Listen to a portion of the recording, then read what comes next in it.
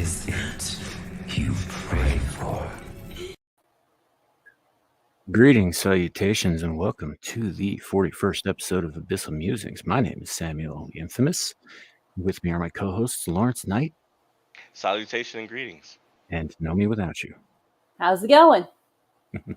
And you'll notice that for probably the first time in ages, we're actually on time. I don't think anybody knows it because there's like 3 people in the stream and I'm one of them. Well, there's 2 and I'm one of them. it'll pick up a little bit. Yeah, it's good to be back. It's good to be here. It's been a long week. I miss being on the internet with you guys during the week. My obviously my work schedule makes that sort of thing difficult for anything other than like late night streams. So it is good to see you guys again. Yeah, same here. It's like I saw you maybe just like an hour ago. Right. Today was a bit of an exception. I got ahead at work and I was able to slip into Ryan's back door there for a little while. And there may be some jokes during the course of this stream, folks in the chat. If you did not go and watch it, go watch Friday night's Royal Rumble on Legion Talk, because man, it was a good show tonight. Full panel, people getting kicked. It was awesome.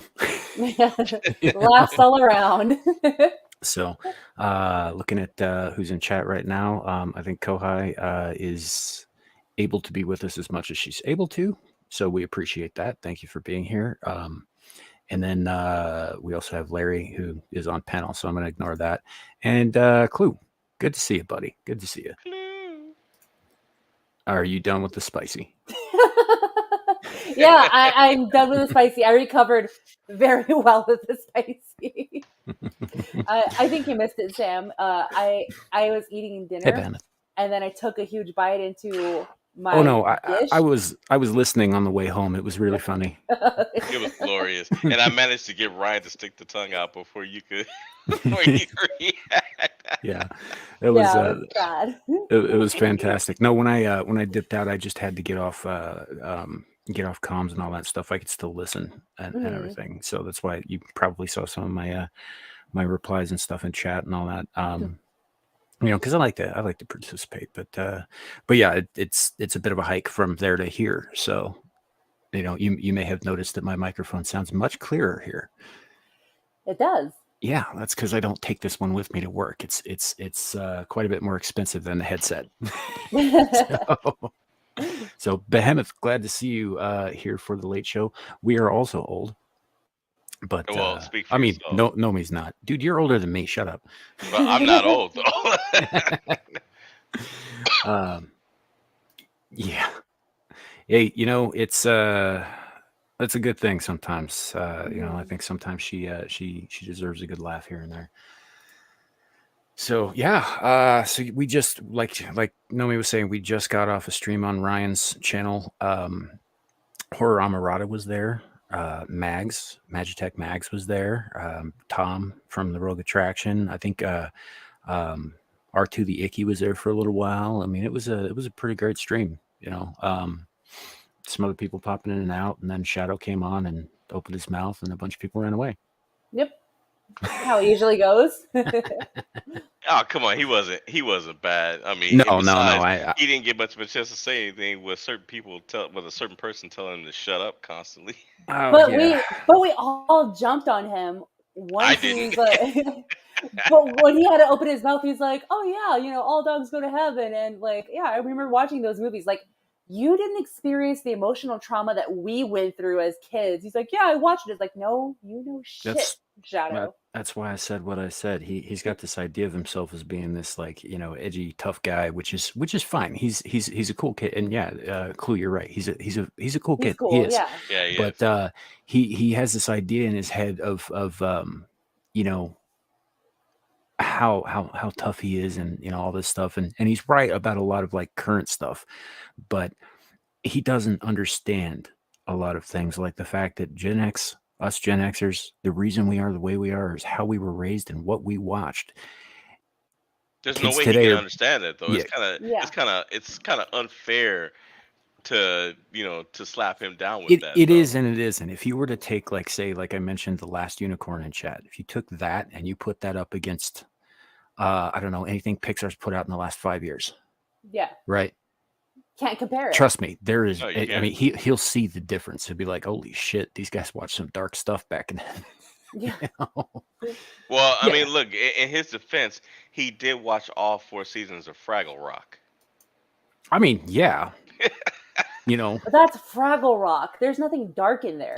There's rocks in it, there's caves. there's a few things here and there, Yeah. but mostly it's pretty tame stuff. But there was also like good life lessons, great characters, you know, and all that stuff. So I'm glad he watched that. I am. But when he started talking about what do you call it, Zumbafu or Zumbablu? Zaboomafoo. Yeah, I don't know. Yeah. I can relate to him because I remember watching Zaboomafoo because that was all when I was still a kid. So that was weird for him to say that. It's like, I've heard of it vaguely at some point, but I was just like, but he said, "Oh yeah, this really old show." I was like, really old. Are you show. high? You know, I know you said that. really old show. You know, Jesus fuck kid. That's why I That said was what I like- did. I was like, Howdy Doody is an old kid's show. Yeah. You know, Punch and Well, Judy. to him, but here's the thing though. To him, those shows are old. To him, they are. Mm. Yeah, well, and that's the thing is like a lot of to be fair, and I do feel bad for the kid and most of his generation.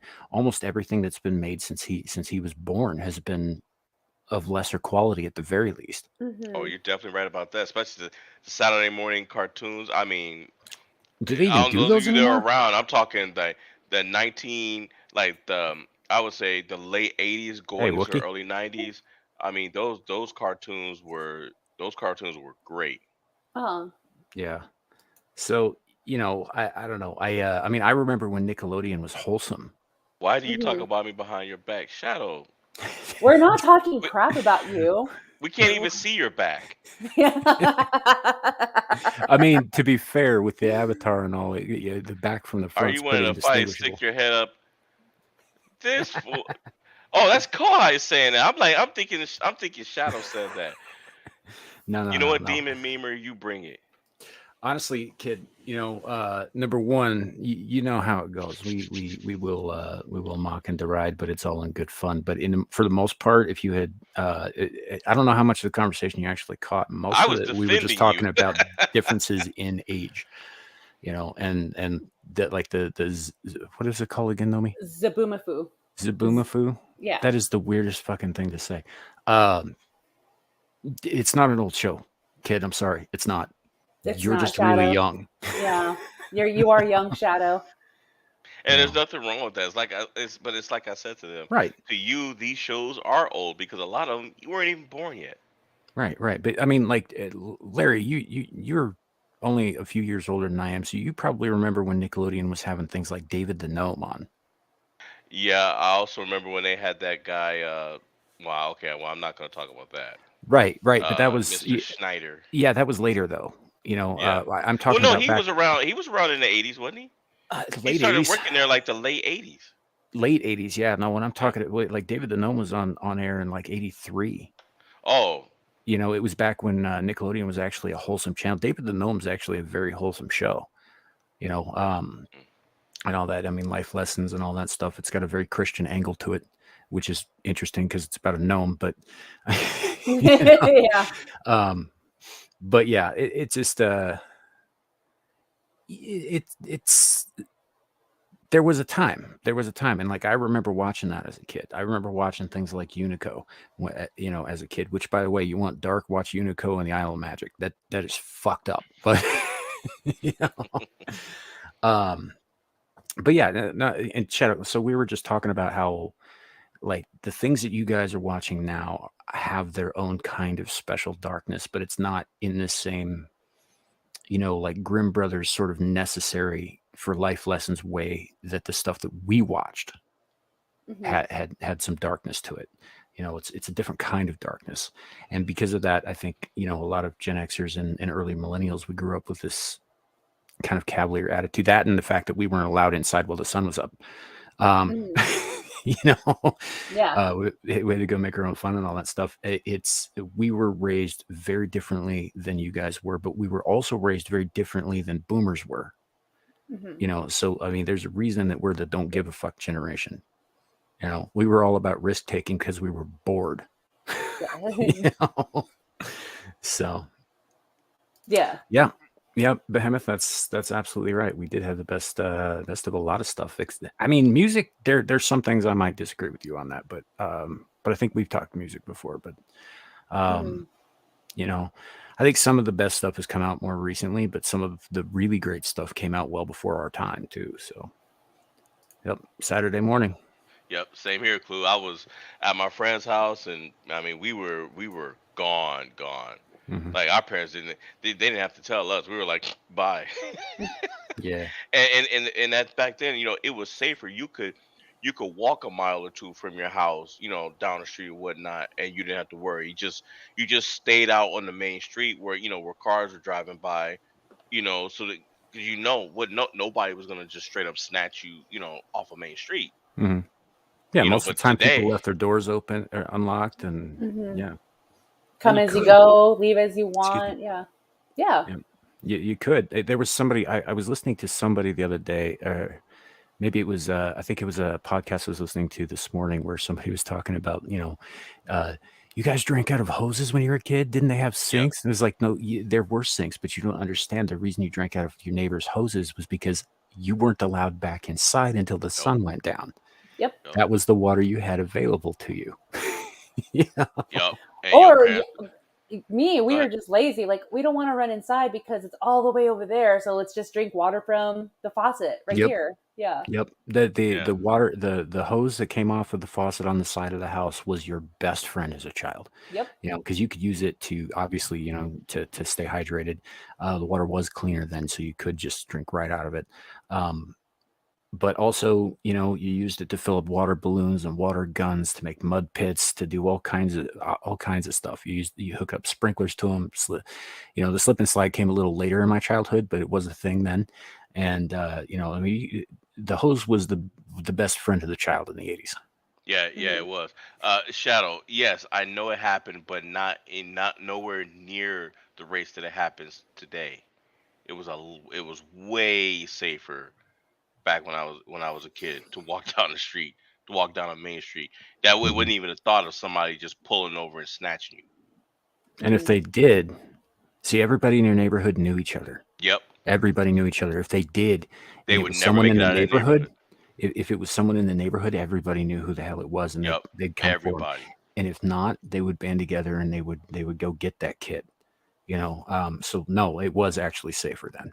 Uh, Things are different now. The more connected we've gotten, the more separated we've become, as neighbors, as real communities.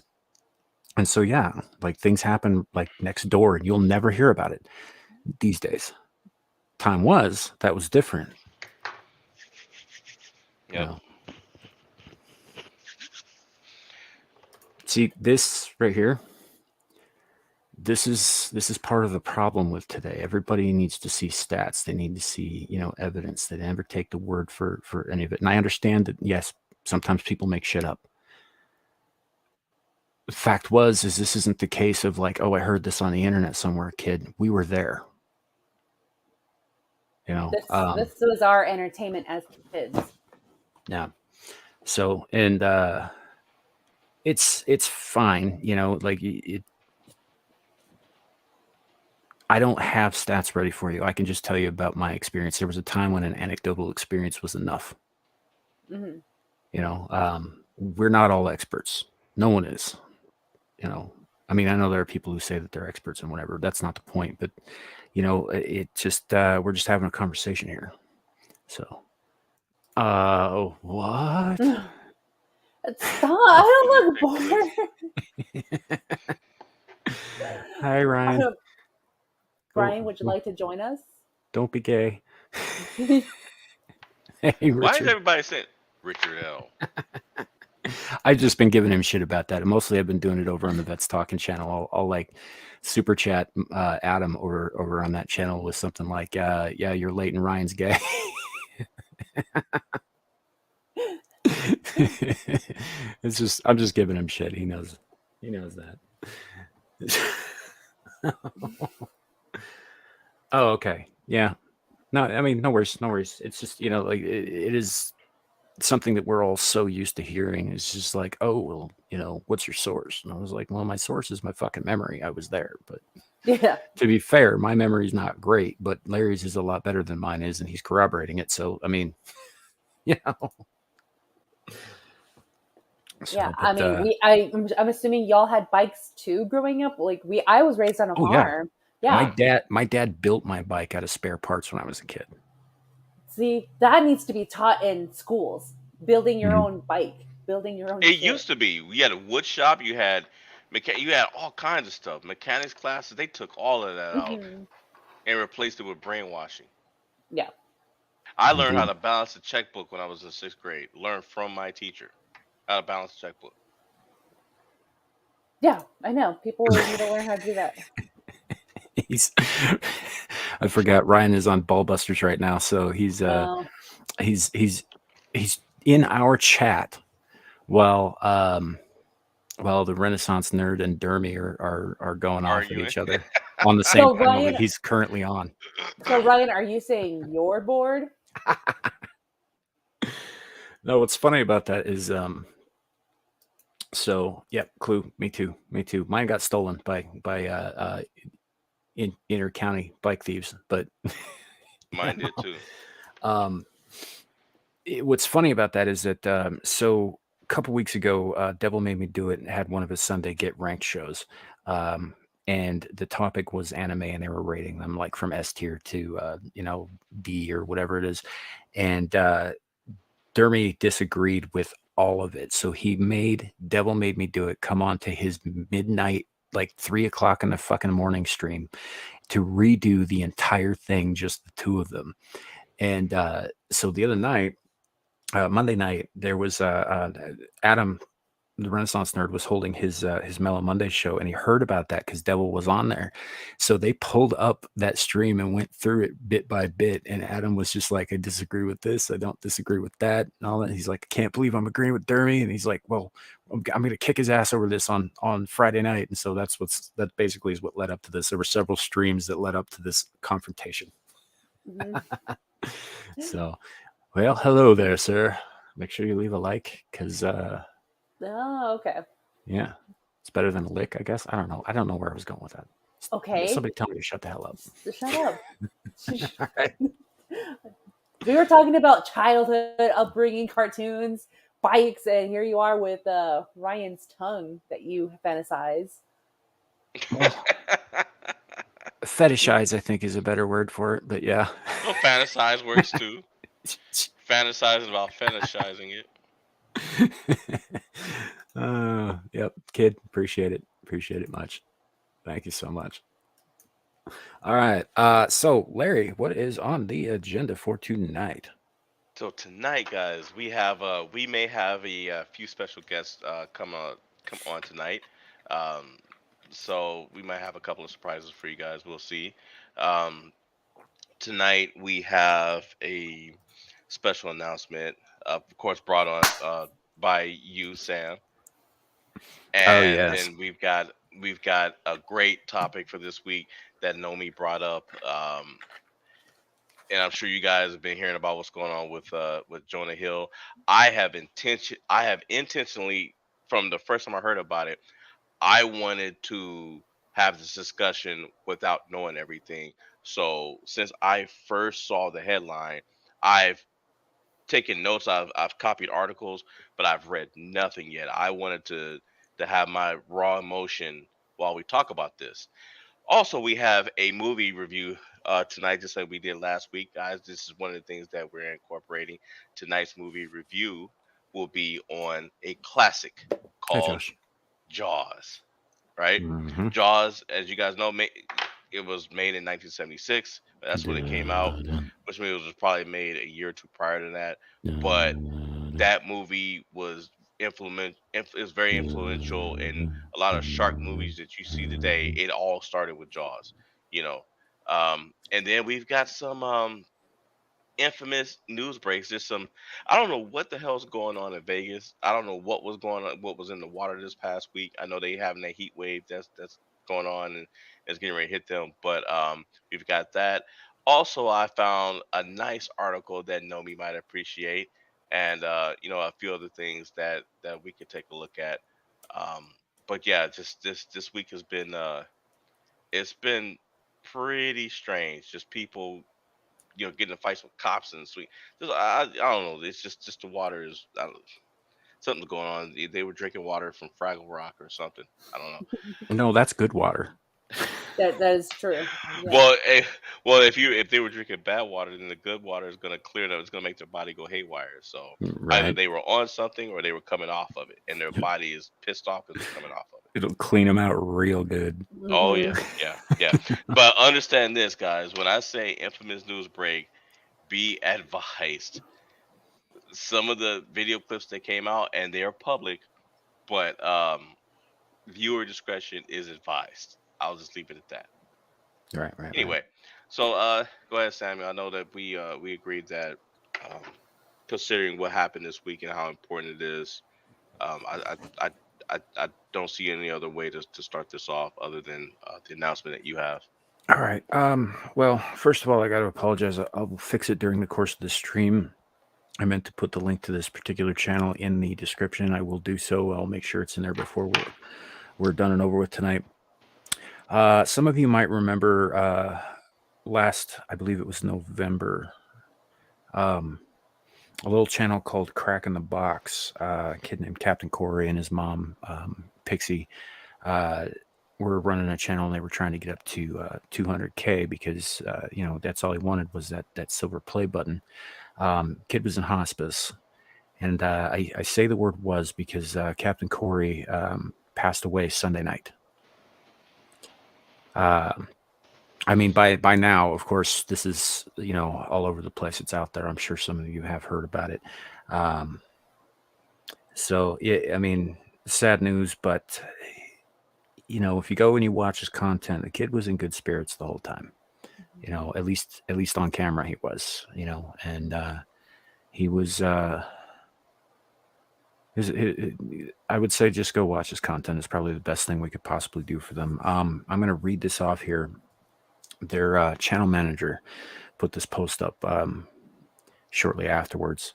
Hello all, Kuro here, the Kraken's manager. As some of you may have already seen, it is with a very heavy heart I announce that at 7:30 p.m. Greenwich Mean Time today, our dear captain has departed for his final journey. Out of respect, please do not reach out to Pixie and family. They need some time privately to themselves. I will do my best to field any needed questions, but to cover some things, this channel will remain as a legacy to Kori. I have months of footage that will still be released, many happy moments, days out, and cheeky smiles to share with the world. We will also remain to follow on his wish of bringing awareness to children's organ donation and helping charities around this. Our captain's ship will still sail on through us all, as we are all his crewmates, which I think was a nice, touching thing. And he's right. The last thing they need to be, is inundated with well wishers. It's like, I'm sure they'd appreciate the sentiments, but this is not the time. And so the best thing we can possibly do for them is to subscribe to Crack in the Box channel and watch the content. They're over 200K. They're monetized. It will help. Like, share, what have you. And like I said, I will be making sure that the link to that channel is in the description of this video before we're done here tonight. And as far as Captain Kori goes, may your sail always be full and your cup never empty. Yep. I wish you the best, brother, in this life and the next. Until Valhalla. You know what bothers me about this is it's not just the fact that this young man that he passed, um it's the fact that there's a lot of people names that we could fire off that should have been gone long before him, that deserved to be gone long before him. People that it seems like they're cockroaches. They just you just like, man, why won't you just die? You know? And I I get- hate to I hate to say it. I hate to say it like that. I don't wish death on anybody. But when I see something like this, and then I think about the people we see in the news doing the things that they're doing, and it's like, how in the world did these people get to continue to live and do the things that they're doing? But then you have someone like Captain Corey who just really, in his lifetime, all he asked for was a silver button, but he spent the life that he has bringing joy to other people. And you got these people that have been around for decades, making people miserable for decades. And you just wondering, like, Lord, why are these people still breathing? And this young man is gone. I don't disagree with you, man. But you and I both know that it is simply the way of things, unfortunately. And I don't. I would personally rather focus on the life that he lived right at the moment, which was one of joy and of giving and of gratitude. He was a special kid, and I for one am glad to have been introduced to his content and stuff. Obviously, I never got a chance to speak with him or his family or anything like that, but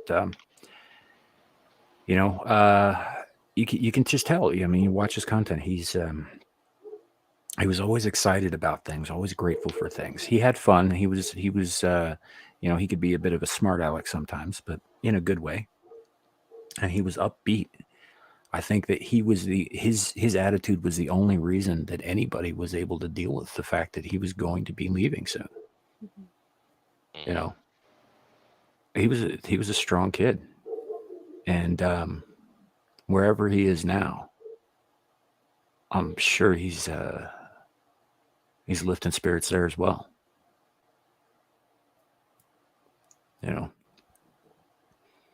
I'm glad for one to have run across him, and I'm glad that he was able to realize the very modest dreams that he expressed before he went, and they were modest. Yeah. He was not a greedy kid, not a, I would have liked to have met him. So Yeah, would have been nice. And I can weigh on this as well. I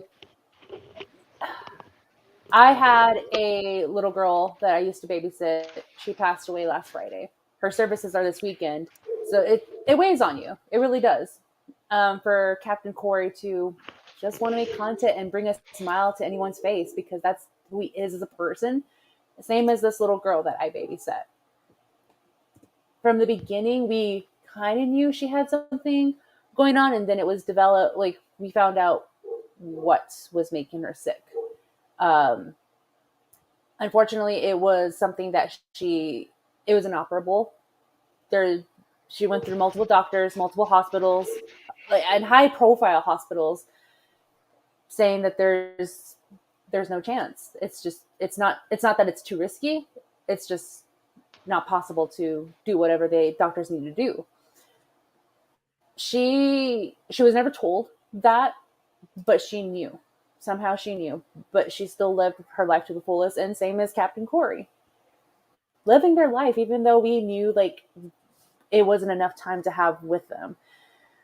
What we can do and to carry on their legacy, both Captain Kori's and the little girl that I babysat, is telling the stories of who they were, knowing that they weren't afraid, knowing that this is going to be the outcome of what their story is going to be, and braving that fear, not even showing it, not knowing that they will be away, but still, we as an adult, as us growing up with them, we had the fear, we had the uncertainty, we were scared, and they didn't show that at all. So what we can do is still share the stories of who they were and carry on the memory with us.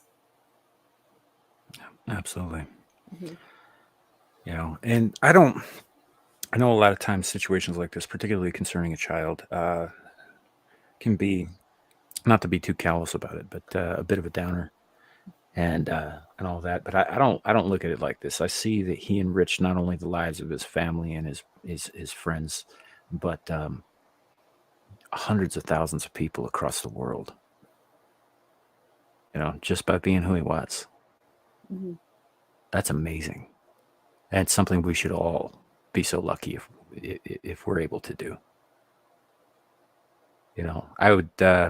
So I don't usually do this on stream, mostly because you can't see me, and so you're gonna have to just take my word for it. But I'm gonna raise a shot of whiskey to Captain Kori. And Here's to you, my friend. Gatorade. Cheers.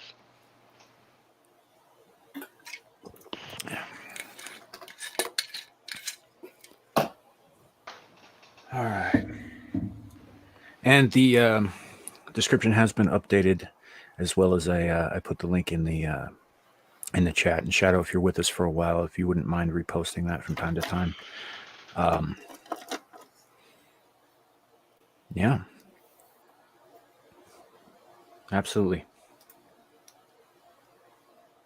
Cheers. Salute. So, that said, what's next on the list, Larry? Sorry, I just need a minute. Yeah, we don't usually do topics this heavy on this show, so Yeah, it's it's hard seeing people go through all that. But I have a little boy too, mhm. you know, and thank God he was born, healthy, and Mhm. that could have been him. My daughter, on the other hand, I almost lost her, and I've said it before. I've almost lost her and my wife simultaneously. So I can't imagine what this lady, what his mom is going through. But I was close to it, at least in one case. So um, I'm definitely gonna watch all of his content and just keep spreading the word and keep putting it out there because as long as we remember him, the kid spirit is never gonna die. Mhm. I'll say that right now. I truly believe that his Yeah, mother will see him again someday. Everybody who loved this kid will see him again someday, and I truly believe that. yeah. And there's So some great content on his channel. A lot of fun. You know, yeah, his spirit is infectious, but in a good way. yeah. So on with that. Jonah Hill, Miss Nomi, what you got for us? I got, like I said, I got some articles and some things, but Bring up the articles. Let's go ahead and talk about this because I think this is an issue with like modern day dating and the modern woman. Let me scratch that. Toxic feminist and thinking the world is owed to them and they're going to be always right no matter how loud they scream to prove that they're right when they're wrong.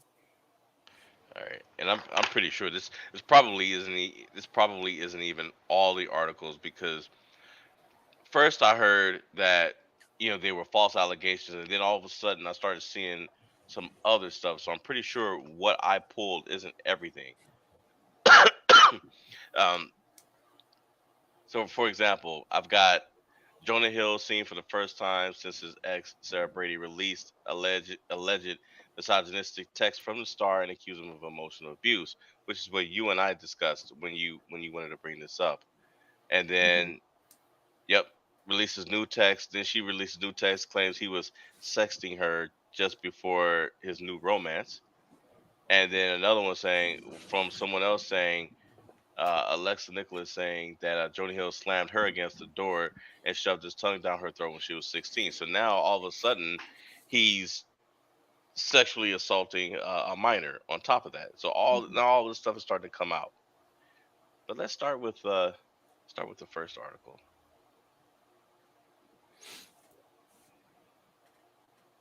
Doop doop doop doo. That's right. Doop doop doop doo.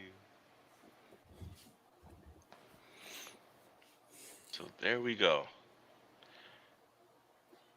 And see, just that title, that headline of Daily Mail, alleged misogynistic text from Star. Now, yes, there could be more text that she didn't post, but she decided to post this one particular section that he was telling her.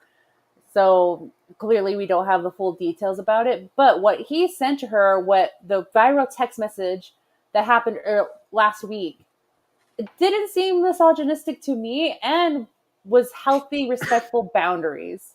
That's because it wasn't misogynistic at all. Yeah. So that's where I'm like, okay, this headline is misleading. Mhm. And they're just, I don't know Jonah Hill very well. But for the past interviews that I've seen him in, there was one that he was on, oh my gosh, I can't remember one late night show host. Oh my gosh. I Is it see the name. I see the name, but I can't say it because I don't know. I don't red know. hair? No, not Conan O'Brien. Does he have a Scottish accent? No, not him. Craig Ferguson's been off the air for a while. Yeah. You're And he's a probably nice thinking of dude. Jimmy Kimmel or Jimmy whatever his name is. Not the Jimmies. Then There's another guy. Colbert? But Colbert, there we go. Stephen Colbert, Colbert. yeah. Yes.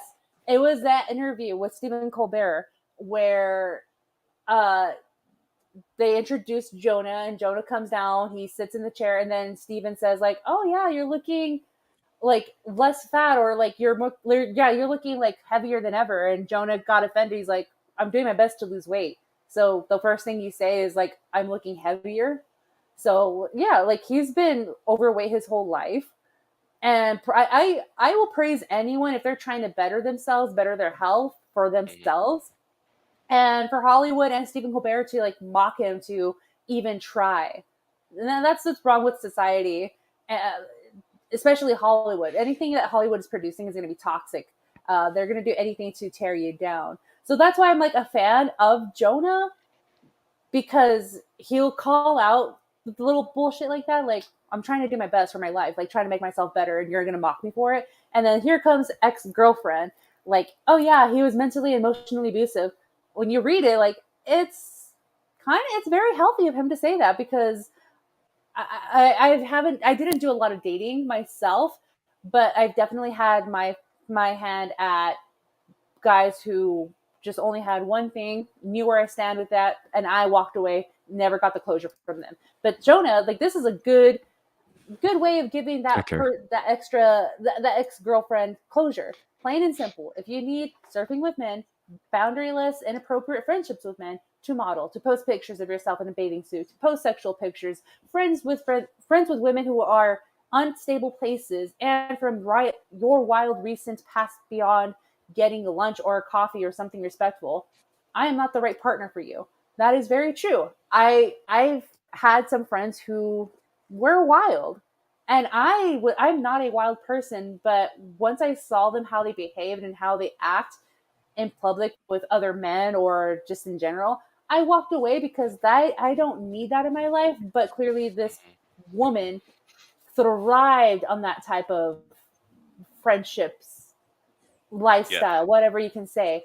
And if that's him telling her that, like, Jonah wants to be in a relationship that does not include that type of lifestyle, of course he has every right to walk away. He gave her closure, move on. I wish I would have had that with some guys that I talked to in my past, but clearly not. Yeah, I mean, look at how he said it too. I am not the right partner for you. If these things bring you to a place of happiness, I support it, and there will be no hard feelings. These are my boundaries for a romantic partnership. My boundaries with you based on the ways these actions have hurt or trust. How is that misogynistic? It's not. He's That's not. he's right. He's saying, look, these are the things. These are the things that that I want from my partner. I'm not the right type of guy for. I'm not the right kind of guy for you. And I'll say this too, and I'm pretty sure I mean, you've got a brother, Sam. I think you're a guy, but when you're around people like that, And I've been around women like that. They'll get you caught up in situations, that could be very dangerous for you. And I've been in places where I was minding my own business, and then I got text messages, from a female that, you know, I mean, I was kind of friendly with her, but we were never dating or anything like that. And she was apparently in some kind of domestic dispute with her on again, off again boyfriend, and wanted me to drive across town to fight this guy for her. And I was like, I didn't even return the text message. I deleted her number and blocked her. Mhm. Yeah, Like Yeah. and that's then I won't go into full details, but I had someone that didn't respect my boundaries, didn't understand my answer.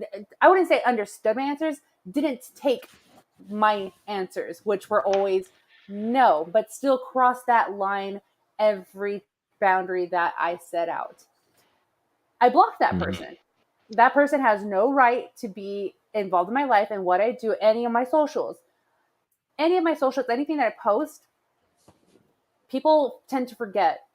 If you are involved in someone's life, my life, Jonah Hill's life, it is a right. It's not a right. It's a privilege that I'm allowing you. Jonah's allowing you to be involved in their lives. And if he's going to walk away, as I did from this person who didn't understood my rejecting him, they have no reason to be in your life, and you need to move on. yeah. I'm gonna step in here a little bit. The only reason that this is being called misogynist is because she's calling it misogyny, and there are a bunch of twittering hens who are backing her up on this. Anybody who reads that thing can clearly see that it's not misogynistic. The only thing that's misogynistic about it, according to modern feminism, is the fact that it's coming from a man and being said to a woman. Because how Mhm. dare he? Yep. Of You know, course, How to the dare toxic, you? of course, to the toxic feminist, she in mhm. her mind she thinks, "Oh, you're better than me. You think you can go out and do this and be healthy? I'm going to prove you wrong. I'm going to smear your name," and that's what she's doing. I think that it's simpler than that. I don't think necessarily she would be necessarily a toxic feminist. In the way that we understand it, at least in online culture. I Hmm. think that she's using this as an example to hurt him because she's not over him leaving her. Oh yes. Yeah. She's mad. It's just like what happened with that basketball player that was dating that porn star. She just started. She tattooed his name on her face and just started acting crazy. Yeah. Yeah. So yeah, but I think because keep in mind she released these texts like what, a week ago, Hmm. Hmm. something like that. They broke up in 2021. Yep. Right. There's plenty of time for her to have found someone else to move on, to get over him or whatever it was. So there's something else going on with her where she needs to be relevant. He's famous, She's in a way not. that she's not. She's going the Amber Heard route. Yeah. She's Hmm. using him for clout, and Yeah. she's willing to destroy him to secure that clout. Now I don't, as far as the other accusations and stuff that have come out, I don't know anything about that. I haven't actually heard anything about it beyond what you've told me because I haven't been looking into this. But Hmm. it seems to me that this is the kind of thing that happens when the internet decides to destroy somebody, right?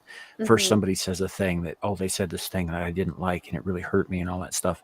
And then the next thing you know, there are all kinds of outrageous and horrific accusations about somebody, whether they're true or not, Hmm. you know. And this happens all the damn time. We are in the era of Me Too. I mean, thankfully, it's less intense than it was like 4 years ago, but it's still happening. Hmm. You know, this is one of the things I actually agree with MGTOW on. Is just like, yeah, I'm not going to talk to a woman if there's a risk of her turning my entire life upside down because she didn't agree with me on something. Yeah, and that's kind of. I'll go into this more, and I think that's a good reason why I wouldn't call it a good reason. I think that's the main reason why guys don't want to pursue women because they don't know what they're thinking or Well, what their that was background is. that's Yeah. actually the origin of the men going their own way movement. Is Hmm. is okay. So this is a risk that is too great for me to take. So I'm gonna not do that. Eventually that got blown up into the whole like red pill, all women are bastards kind of thing, Mhm. which is unfortunate, but because it's the same shit as the ultra feminist on the other side. It's just, you know, different plumbing. But yeah, initially the whole MGTOW movement was basically, okay, it's too big a risk in the dating arena right now in this Yeah. country, so I'm going to go focus on me and not worry about that, because that will just serve to distract me at the very least and destroy me at the very worst. Mhm. You know, which I get. I understand that. So yeah, and it's stuff like this. Like I don't know if there's any truth to these other accusations. If there is, I mean, buried under the prison, as far as I'm concerned. If he actually Yeah. pulled some shit like you know, groping a 16-year-old kid, yes, he should absolutely pay for that. But if it's just something that they're making up to fucking hurt him, Yeah. then which isn't out of the realm. In fact, I mean, I know right, this is sidebar, but and I would really want to look into this too. But from what I read, I think some lady got caught lying on Marilyn Manson as well because he had a yeah. case going on. Well, that went on for like 2-3 years, man. Yeah, That was the Rachel Lee his ex. Yeah, she was in True Evans, or Blood. yeah, Rachel Evans Lee, or whatever her name was. Right, Um, Evan Rachel Wood. There we go. yeah, there you go. Yeah. And that went on for ages, and then as it came out later, it was like, no, she made all that shit up. Mhm. You know, You know, this stuff is happening because there's no real consequences for them. And the bad thing about it is too, is that since he's a public figure, it's very hard for him to sue. If he wants to sue her for defamation, number one, he's probably got more money than she does. I'm making an assumption, but even then, you know, it's probably not worth it to even sue her because he's got to show damages. You know, and as a public figure, it's hard to have it's hard to fight something like that. right, right. So yeah, and that's exactly. I mean, this is going to hurt him one way or the other. He may come out relatively okay, but it's going to hurt his reputation at the very least. Well, Mhm. I think that I think this lady and whoever else that she's gotten to go with her, I think that she knows in light of what happened with Johnny, you know, with JD, that this isn't necessarily gonna work.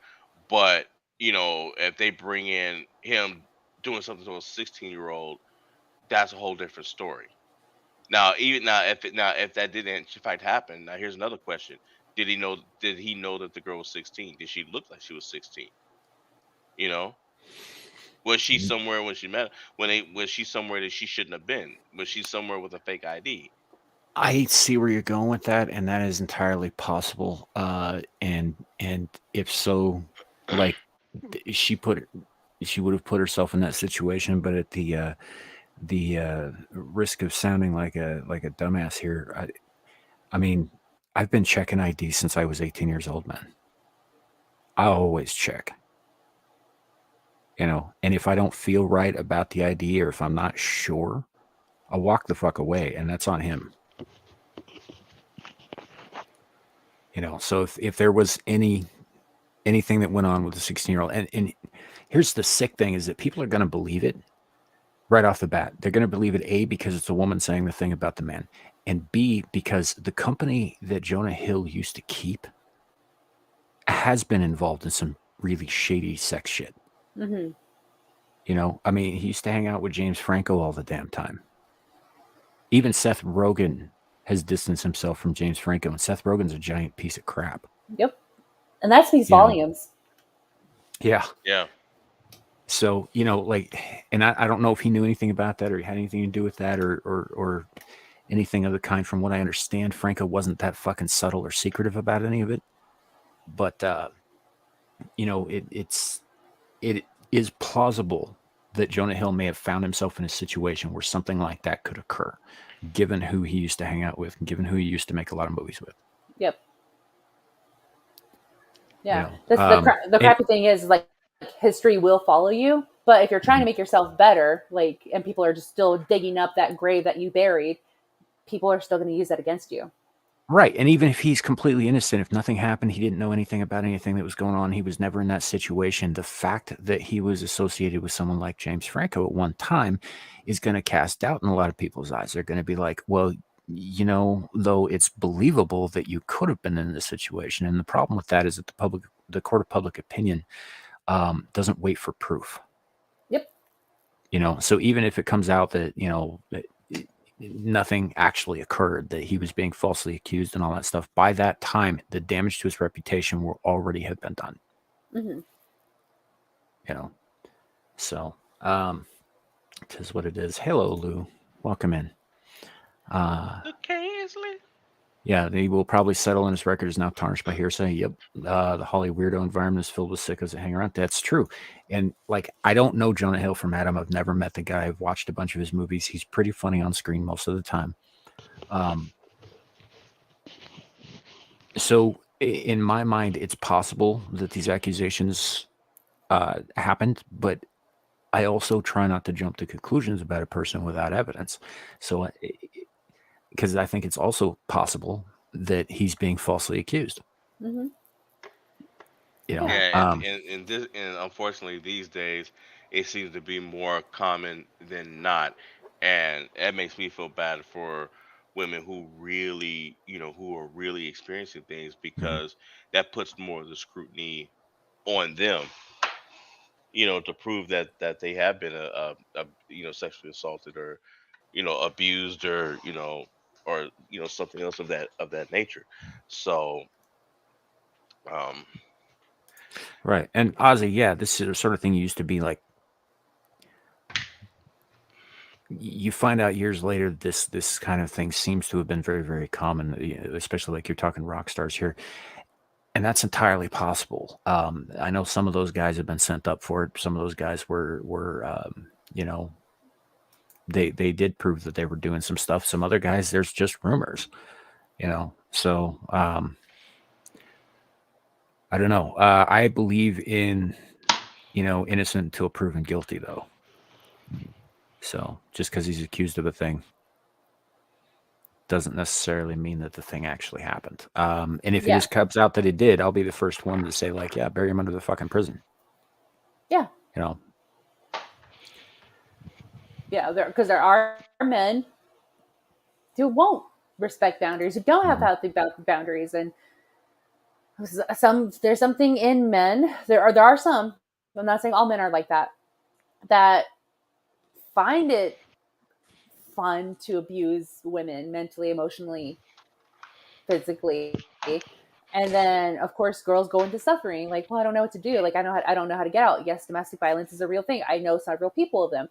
And then there's because the women don't know how to escape from that. But I don't think this girl escaped from any danger that she's accusing Jonah of.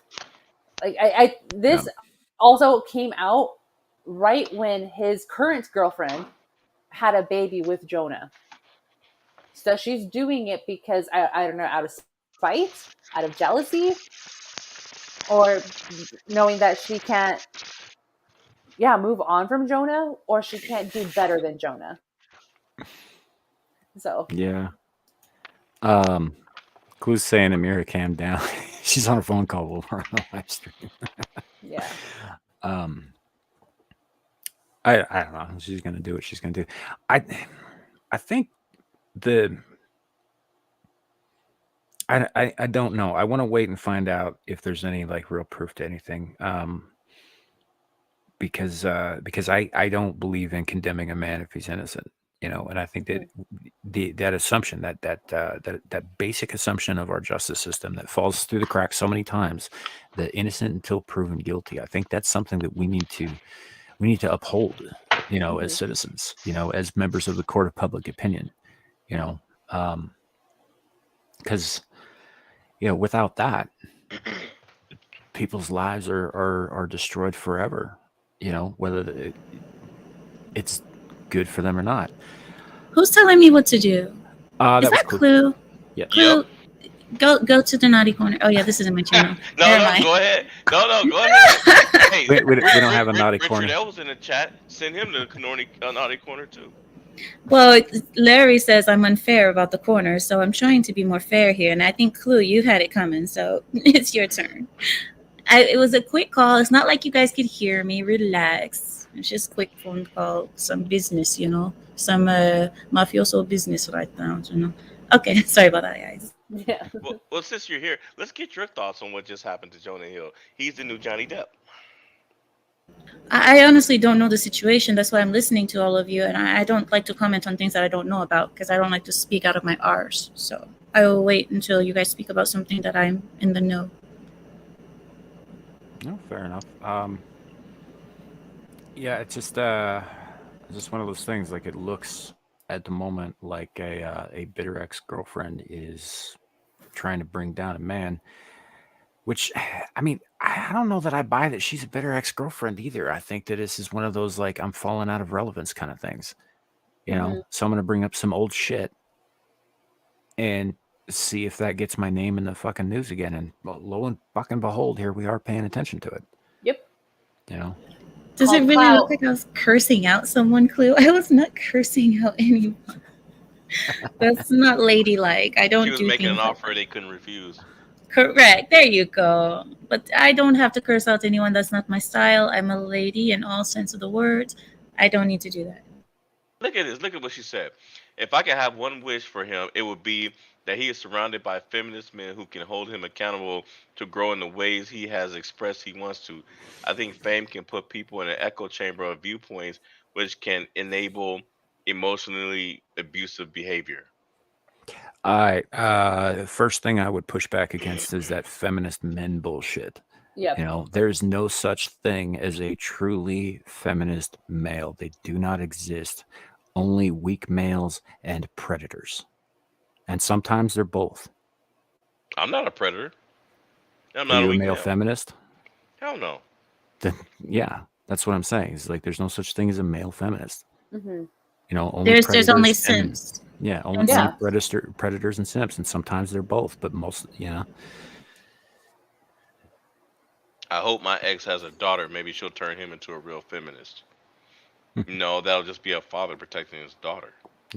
Not really. I've seen men turn into simps. I've already talked to everyone about this conversation, but all my videos are gone. My old videos are gone. But I even spoke about fathers becoming their daughter's first simp. And there is a way that you can do that. It's not just protection. It's about, spoiling and no discipline and, Yeah. And like there is something to that though, Amira, is the like there's a reason that there's a trope about, daughters having their dads wrapped around their little finger. There's a reason for that. It's because we're smitten with our daughters the day that they're born. right. And we have a different relationship with our sons than we do with our daughters. Well, I None fell of in this- love with my father too. I fell in love with my father, but my father was still very strict with me. He still didn't, you know what I mean? He didn't do like a lot of fathers that I see who are just like, my daughter can do no wrong. Hi, Lou. Right. Yeah. Lou's here with us in chat as well. We do tend to just want to give our daughters the world, especially here in the West. I mean, how many times have you heard a father refer to his little girl as his princess? Doesn't matter how, I mean, they could be living in a freaking trailer park. He's still her princess. Hmm. And to a degree, there's some truth to that, but it also, it sets our daughters on a pedestal that is unrealistic in a lot of ways, because they grow up hearing that from a very, very young age. And then they get to a point now where say, I'm a princess. Why aren't you treating me like a princess? I'm going to expose old tweets where I think you're being a fucking misogynist to get my name in the news, like we're witnessing with the Jonah Hill thing.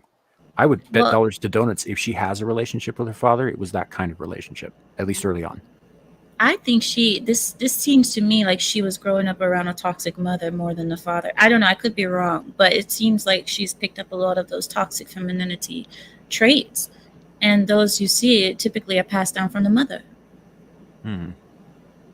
I believe that the whole like daddy's little princess thing is cute up until about 8, 7, and then you need to go into woman training after 7 or 8. You need to start treating her like she's a young woman, no longer like daddy's little princess.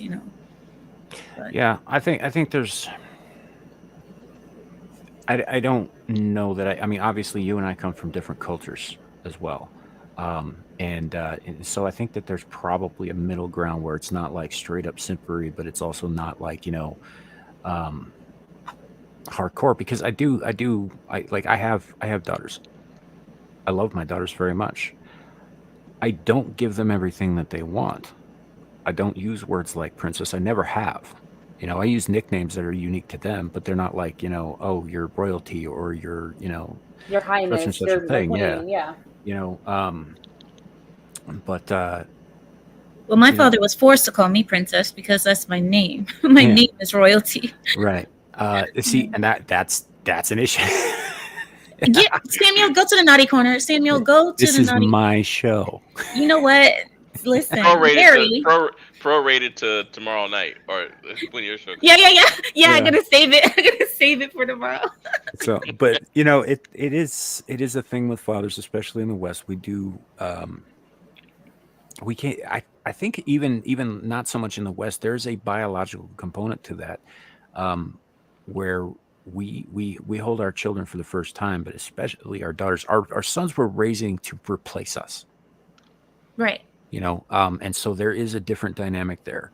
Um, but with our daughters, the first time we hold them, when they're first born, there's a something inside a man changes in that moment, and you'll do damn near anything for that kid. you know Yeah. and I think that there's a biological reason for that, is that men need to protect women, and especially girls like their daughters, because that protects the species, it protects their bloodline. We're hardwired to do that anyway, but I think between fathers and daughters, it's an especially strong connection, and it does influence the way that we think and the way that we behave. I firsthand to that, like I said, I was in love with my father. My father was basically my first husband, not in the sexual way, of course, but he was the man who guided me first, who protected me first, who spoiled me first, who took me shopping first, the first man to do those things for me. So, in a way, it is like that. And that's been like my family life was a little bit less like that. My ex-wife treated my kids like they were, the be all and end all. Anything they wanted, she got for them. She made sure they were spoiled as hell and all that stuff. I was the one who was not doing those things. I would get them some things sometimes, but it wasn't like we didn't just go out and buy whatever that they took a fancy to, because I did not believe that they had enough shit. They had enough stuff lying around, that they didn't put away anyway. I didn't see any practical reason to add to that mess. and B, I believed it was necessary for them to learn early on, the meaning of the word no, and to learn to accept disappointment, because it's not just going to be coming from dad their whole lives. They're going to be told later on, and they need to get used to it. And if they got to resent me for it to be better prepared later, then so be it. Because it's something that people don't talk about these days, because everybody wants to be their kids' best friends. You're not their fucking best friends. You're their parents. Yeah. I mean, my father, I guess because I grew up a certain way, my father gave me everything that I wanted monetarily. I think that's the right way to say that, right, Larry? Yeah. Monetarily? Okay. So monetarily, I had everything I wanted, but I didn't have the affection after a certain age because my father was so busy with work and, business. That was the thing that was missing in my house. So I wouldn't say things necessarily spoil the child per se, but it's certain things that the parents of the child get away with along with that spoiling is what creates a brat and an entitled child. Yeah, and I think so. Do we need to keep this article up, or can we take this down? Yeah. I think. Oh, now I can see Nomi. Hey, girl. Hi. Yeah. Sorry, I'm kind of waxing eloquent here. I'm just, I've got girls. I know Larry's got girls, or a girl, a new young little girl. And I know, dude, the second that you held her, like, whatever ice might have been in your heart melted. There's nothing we can do about that, brother. It's biological. Yeah, but at the same time, I'm gonna raise my daughter to make sure that she knows that dad loves you, but that doesn't mean you're gonna get whatever you want. And so Yeah. Well, and it isn't about my wanting to deny. This was a problem that my ex-wife saw. She thought that I was trying to deny them things, and that was not what I was doing. I was trying to teach them things that they were going to need to know later in life. And I was trying to do it in a way that they would understand, but would also get over.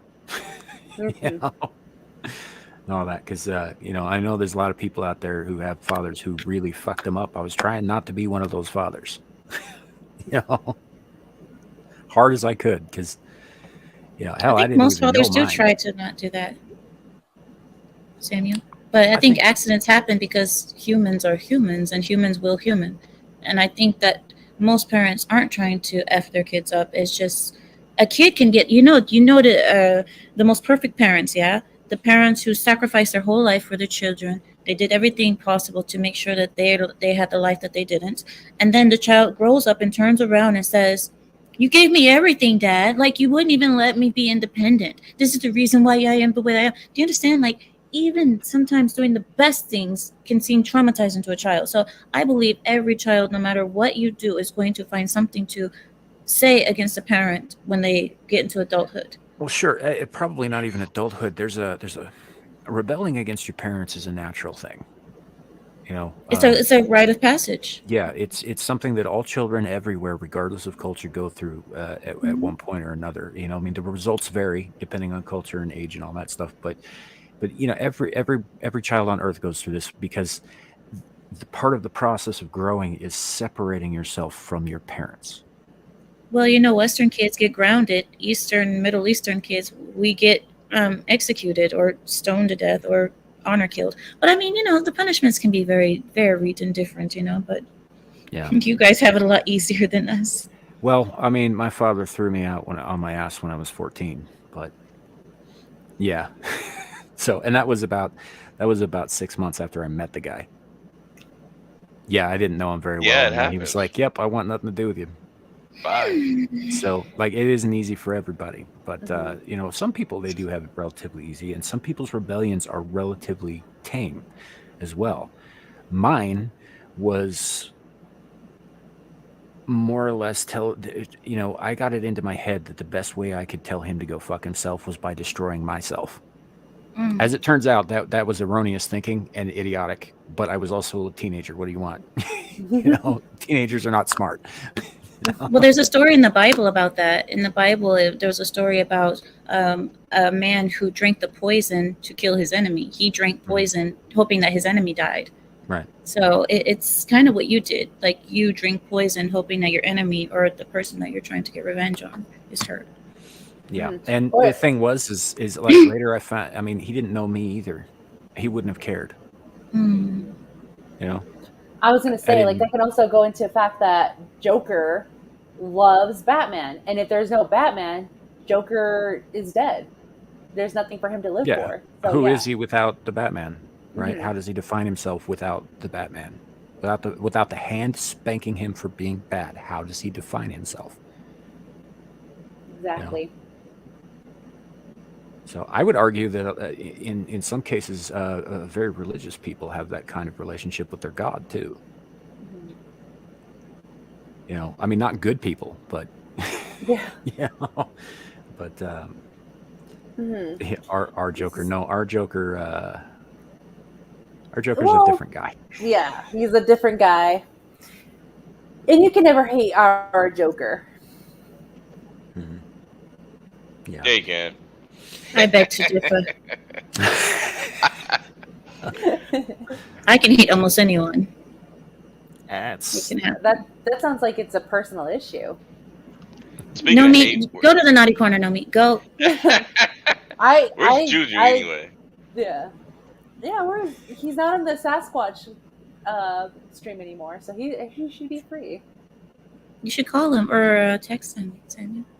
I might do that. I don't know. Isn't he working tonight? Yeah, I think so. Yeah. Where's your cat? Clue, first of all, you should still be in the naughty corner. I don't understand why you're still talking. There's no naughty corner here. I keep telling you that. We don't have one.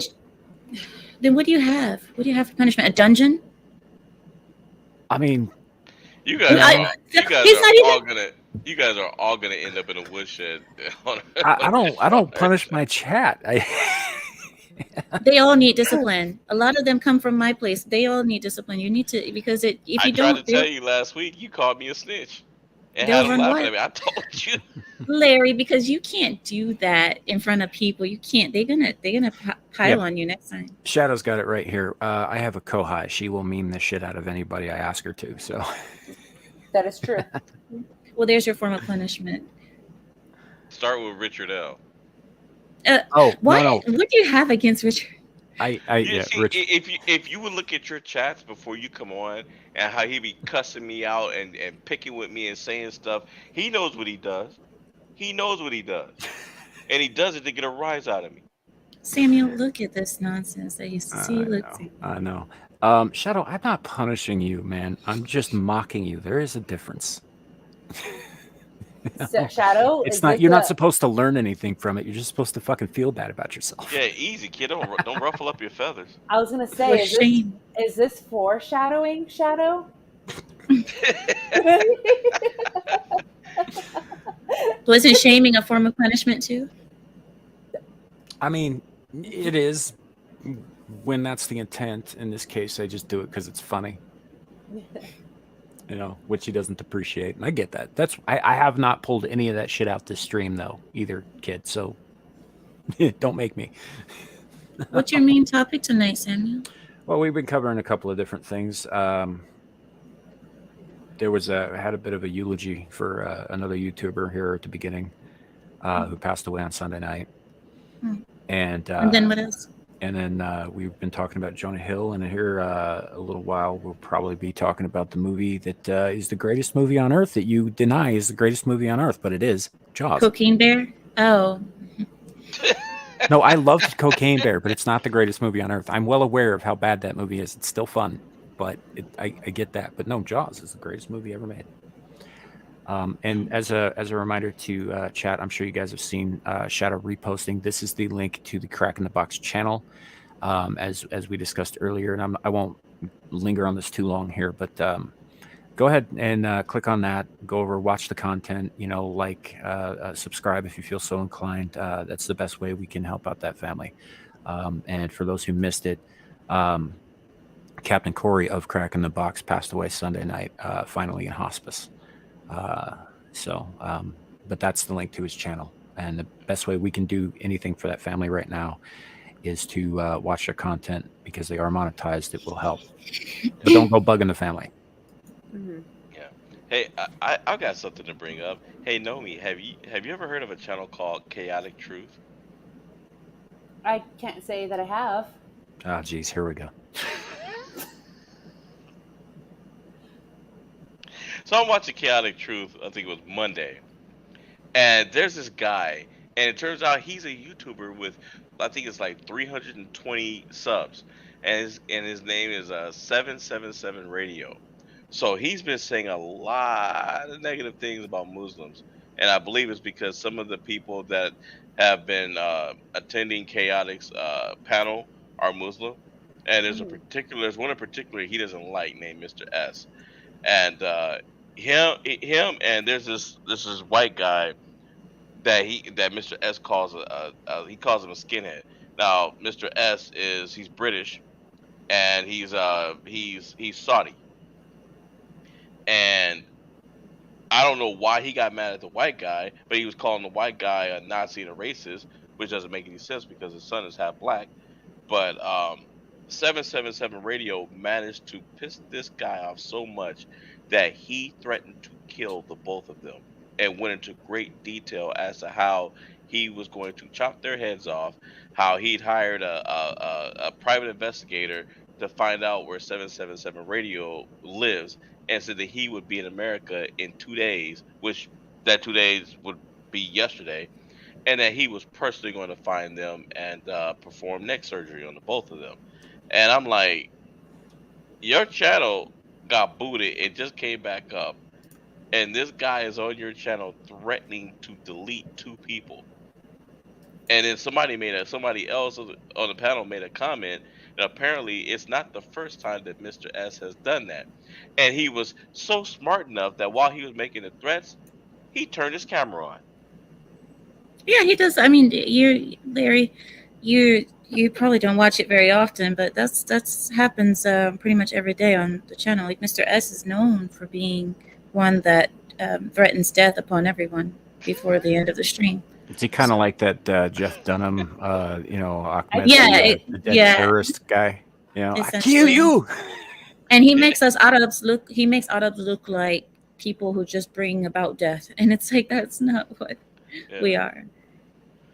I haven't threatened death on any of you guys yet, so I mean. Yeah. No. Cat No, I has. don't even. And she's Cat. Muslim. Yeah, Cat's She's Arab. threatened to blow us up and drop planes on our houses. See, I cannot get away from my people. My people are just animals, and this It's is in your blood. yeah, exactly. I'm trying to get away from it. That's why I always say I'm Puerto Rican. I always lie. I'm like, I'm Puerto Rican, guys. You guys don't even know. I just thought it was funny. I just thought it was funny. I couldn't believe it. I was like, either this guy's joking, or he's certifiably deranged, and nobody's taking him seriously. But they probably should. I think if he does it all the time, I would say it's probably he's doing it for the views.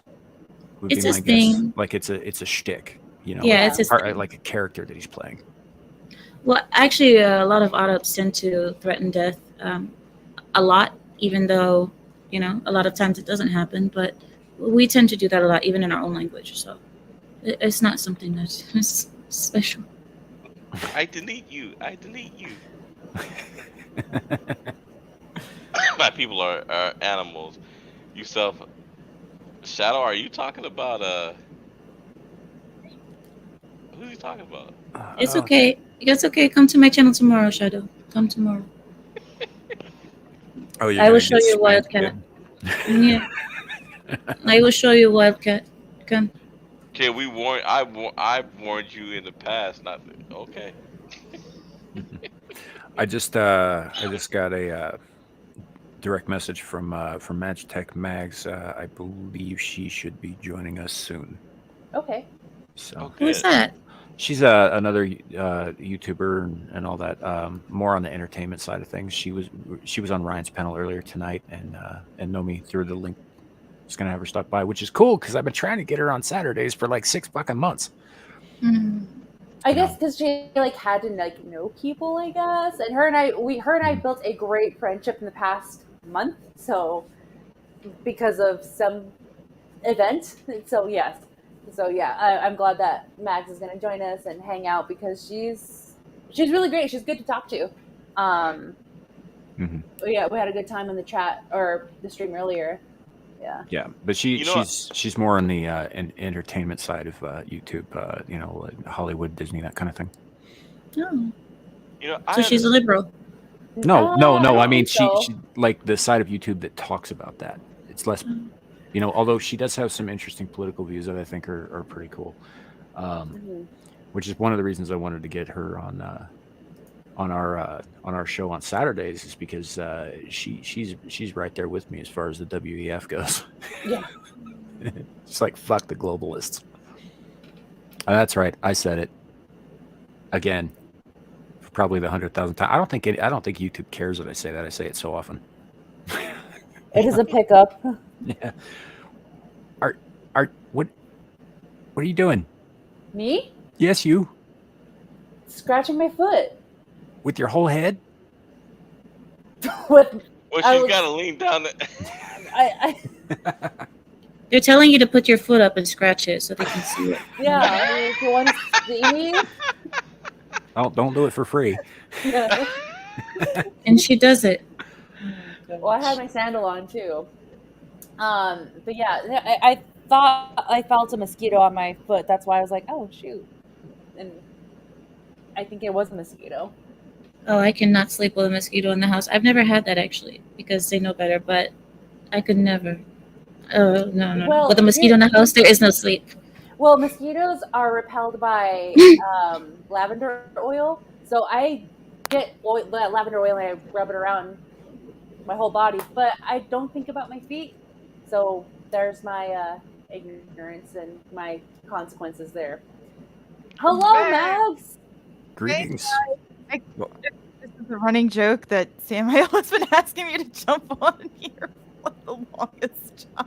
For the past 6 months, yes. Yes. at least. So that's why I not texted it, DM'd, and I said I can't stay for long, but I figured I owe you at least some of my time. Well, I appreciate you being I'm here. glad you're here because now, and I've been waiting for this for a long time because Samuel has spoken to me, scratching his head and wondering why you insist on playing Final Fantasy VII. Six. Six. It's six. He Six is the believes one I it's a have the waste issue of with. time. He believes that there's better she games knows. that you could be playing. She knows I think that about Final Fantasy VI. We've talked about it. Wait, what? I'm Final confused. Fantasy VI, like once you get halfway through the game, Kefka wins. There's no point in finishing it. Yes, there is. You got to beat his ass. But it's too late. He's already destroyed the world. You gotta defeat the evil before it goes too much, though. I But mean, the evil won. it doesn't matter. I think it kind of does at that point. There's no coming back from it. What is this, like a Final Fantasy 6 versus 7 concept? Because this is nothing new to me. No, I'm actually not a Final Fantasy guy. My Oh. JRPG of choice is Suikoden. Okay. It's what? Suikoden. That sounds like some kind of sugar replacement, like Sweet and Low or something. It means side story. Aspartame. You've got 108 characters. It sounds very soy in my opinion, but that's okay. Oh wait. It's, if you say so, I mean, at least you don't like sit around breeding fucking chocobos for like 2 years. I didn't breed. No, in Final Fantasy 6, I'm not breeding any chocobos. What are you talking about? That was a Final Fantasy 7 thing, but I figured. Yeah, I'm like, wait a minute, what? yeah, Final no, Fantasy 6 I'm doesn't just do that shit. yeah, no, I'm just not a fan of 6. I'm not like the biggest Final Fantasy guy in general. I've played a few of them. I like a few of them, but not every IP or not everybody. Everybody's not gonna. Everyone always. Well, it's just like there's always a big. It's I wouldn't say fights, but like usual fights in fandoms, but in like good fights, like back in the day type fights. right. Where it's like Chrono Trigger versus Final Fantasy versus Dragon Quest versus like all Right, of those these. Chrono Trigger guys were such uptight bastards. I mean, it's just like the old console wars back in the day, like the old console wars, the original stuff. Like so, that sort of stuff. Like those are times where I miss because people weren't necessarily. It was more like we were all trashing each other, but at the same time, it was more like trash talk, like one team versus another team type of thing, and everybody's like having a beer at the end of the day. It's like Right. okay, And and I don't have any hate for your love for Final Fantasy VI. I just like making fun of you for it because I honestly I don't get the point of finishing that game. it's okay. It's okay that older people can't get it. Okay. Wow. Hey, she's not talking about me. She's talking about you, Saruman. I know. So, real quick, I would like to introduce you to the panelists that you have not met. This is my friend Amira from Lioness Exiled channel. This is Amira. Magitech Mags, who we communicate on Twitter quite frequently, and on occasion find ourselves on one of Ryan's panels on his channel. Mm-hmm. Yeah, I was. We were on Ryan's Friday Night Rumble tonight, so we usually see each other there. Although Samuel has been trying to lure me into his trap of Saturday night streams. So He used his spectacles and he got her in finally. I used my Nomi, is what I did. That's true. He used me. He used me. Oh my He God. used me. See, this is the story of my life. He's in the Twitter DMs. Please just ask her. No, I just No, but he's one like, of- how much you gonna pay me? Yep. Yeah, but So what Matt- Shadowhawk, have a good night. No worries. Thank you for Have a being good here. and night, doing what you kid. do. Thanks, Shadow. Go ahead. Bye, Shadow. Sorry, you were saying, Amira? Oh, thank you, Larry. Max, you said, so do you have a channel or like what do you do on your channel? Well, I took a break for 2 weeks and I am kind of reevaluating a couple things. But right now I was doing the Final Fantasy VI Pixel Remaster game stream every Thursday.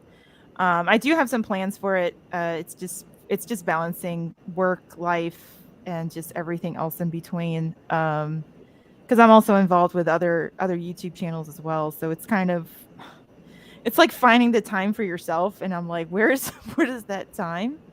So you just play video games, you mean? Right now, yeah. Oh, And but I would like to get into talking about classic movies. I actually have an idea for that, and I know I want to start doing like a watch party and a Discord, which Nomi is in. She's one of my guinea pigs because I am trying to test things out, and I know I haven't done it lately, but I'm trying to. I'll join it. Samael? Okay.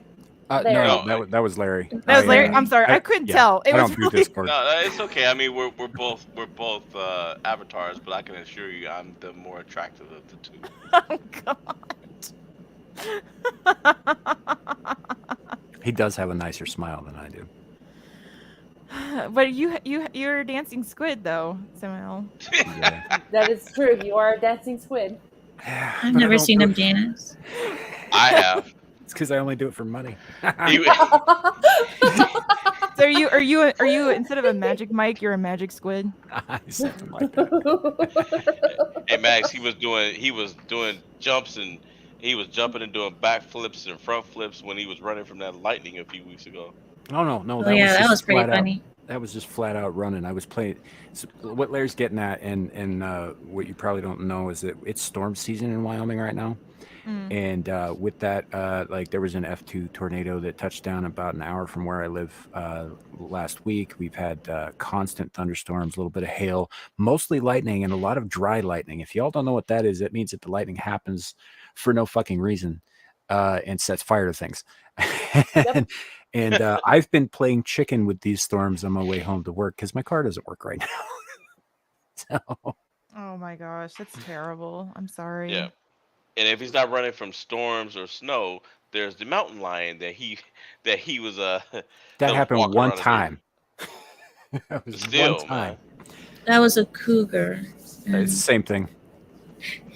No, I was talking about a woman cougar. Oh yeah, no, I don't run away from those. Yeah, we know you don't. He runs towards them. He runs towards those. Yeah, usually with like a bottle of Fireball. They love that shit. I don't know. Okay, I don't know. You drink Fireball, man. I'm not even. No. I don't even drink it. I don't drink Fireball. They drink Fireball. So if I have Fireball, they're very happy to see me. Oh my gosh, what's a fireball? It's a. You remember in Arab, we have different ideas of what a fireball is. Basically, it's whiskey for college girls. It's cinnamon flavored whiskey. It's cinnamon flavored whiskey, and it's God, it's okay. Like when I say okay, I mean okay as in when you're fully drunk and you have nothing left in the house and you drink it, like that sort of thing. Have you ever tasted those like red hot candies, like the little hard ones like and all that? Imagine it like alcohol that. flavored. Yeah, it's like that. But I've like never had alcohol. 130 proof. Okay. Okay, I get it. Mm. I like Fireball when it's in Christmas drinks.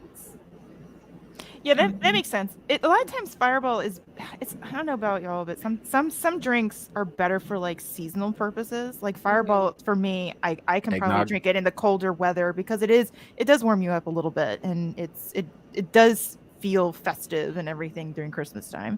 But I don't do it very often. It's kind of like one of those things where it's like you only drink eggnog around Christmas time. It's like, Because who wants to drink eggnog in 106 weather that we have exactly. July. See, nobody gets it. Yeah, I get it. Even though there's Christmas in July, you're not going to catch me drinking eggnog in I'm July. drinking margaritas, okay? Yeah, I know. I'm drinking margaritas. I'm drinking IPAs, Moscow Mules, any summer drink. I'm all about it. Yep. I'm drinking ginger ale with ice cubes in it. Right now, Yum, I'm drinking so good, Larry. Gatorade, just because I need to hydrate myself a little bit. But yeah. Yeah, I heard about that heat bomb. You guys, it's not just Texas. It's going all the way across to California. In fact, California's Death Valley. It's in sometime this weekend. It's gonna hit 130. Yep. Yeah, it's And gonna I be was like, 130. and that's not the first time it's hit 130 over there. That's why we call it Death Valley. I know today's high in Vegas, and JV can say this. It was 118 today. Ours was just right. ours was just 110. I think we got to like 85. We were 87 today. And we were 76. Oh, you're lucky. Oh, It's you pretty good. babies. Oh, yeah. 86, 85, 71. Yeah. Hey, I'll tell you what. I'll trade you your summer weather for my winter weather. I'm I love okay. winter weather. I'm over the winter weather now because I don't live in the north anymore. Yeah, because you know, like it's sure it doesn't get super hot here. I think the hottest it gets here is in late July, early August, and sometimes it tops out at about 103 degrees. That's about as hot as it gets here, which is still pretty hot for the area. But Mhm. in the wintertime, though, we get to temperatures where Fahrenheit and Celsius are the same number. Ooh, it's Ouch. pretty 40 heavy. below zero. Yeah. That's I love winter too. Clue says he loves winter. I do too. Oh, not me. I hate it so much. It's so much easier to warm up than to cool down. Do you know what I mean? Like there's only so many Yeah. clothes that you can take off when you're hot, but when you're cold, you can always You just can layer up. bundle up under. and yeah. Yeah. Yeah, I agree with that. But summertime is so much harder to cool off than to. See, for me, I hate too many clothes on me. It bothers me. yeah, No, but I mean, there's heaters, there's things that you can do. You know, like the I'm just saying, layers. like, yeah, you can do many things. You can put a fire next to you. There's so many options. When it comes down to cooling down, there's only so many things that you can take off. In order, eventually, you're still going to be hot and sticky and sweaty, and it's just miserable to me. Summertime is miserable, especially in the night if you don't have air conditioning. If you have air conditioning, it doesn't matter. Yeah. No, so I'm in Texas. I don't know if you've seen Texas memes, but we always sleep with the fan on. And if that fan goes off, we are miserable and we will not be at peace until that fan comes back on. Yeah, my mom does that. She's from the South. Yeah. I currently have my fan on right now. So if that thing goes off, and I have that thing throughout all night, I sleep with it on.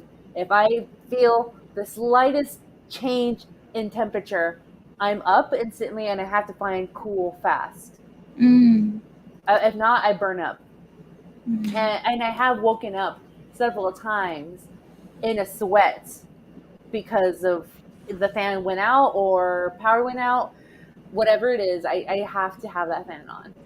See, I don't know if it's just something about my biology or whatever, but I don't. Heat doesn't bother me in the same way that it bothers a lot of other people that I know. I can just deal with it. And obviously, I have the same physiological reactions to like extreme temperatures as everybody else does. I'm not like different. I don't care We about get heat that it. much. You're red skin. We get it. But the cold will get into my bones for days. It doesn't matter how See, warm I'm I not a am. cold person either. I hate You guys are cold. Samuel's getting old, that's why. But Richard, I agree with you. What's the laughing? Wow, Richard, that's like I completely agree with Richard. He says he always sleeps with the fan on because of the background noise. He can't sleep if it's quiet. Neither can I because my brain talks too much to me. And it keeps talking to me throughout the night. And it'll talk to me about all the problems in my life since middle school. That one time I got embarrassed in 7th grade. My brain just won't shut up. So I need that background noise for sure. It distracts your brain. Yeah, that's Yeah. true. That's me too. I got a big fan, and I like rain. I like hearing the rain, so I'll Oh, I love got hearing the rain at night. I think got it's one of still those storming rings. outside in my house. Let's see. Yeah. Yeah, I think I it's still hear it. storming. Yeah. I can hear it. Yeah. Yeah. So I like storming, and I on Ryan's stream I did tell him like, hey, warning, we are having a thunder and lightning storm. So if I go out, it's because my power's out, and I have to rush immediately to open all the windows because it will get hot in my house fast. You have air conditioning though, yeah? Yeah, but when the power is out, the AC won't work.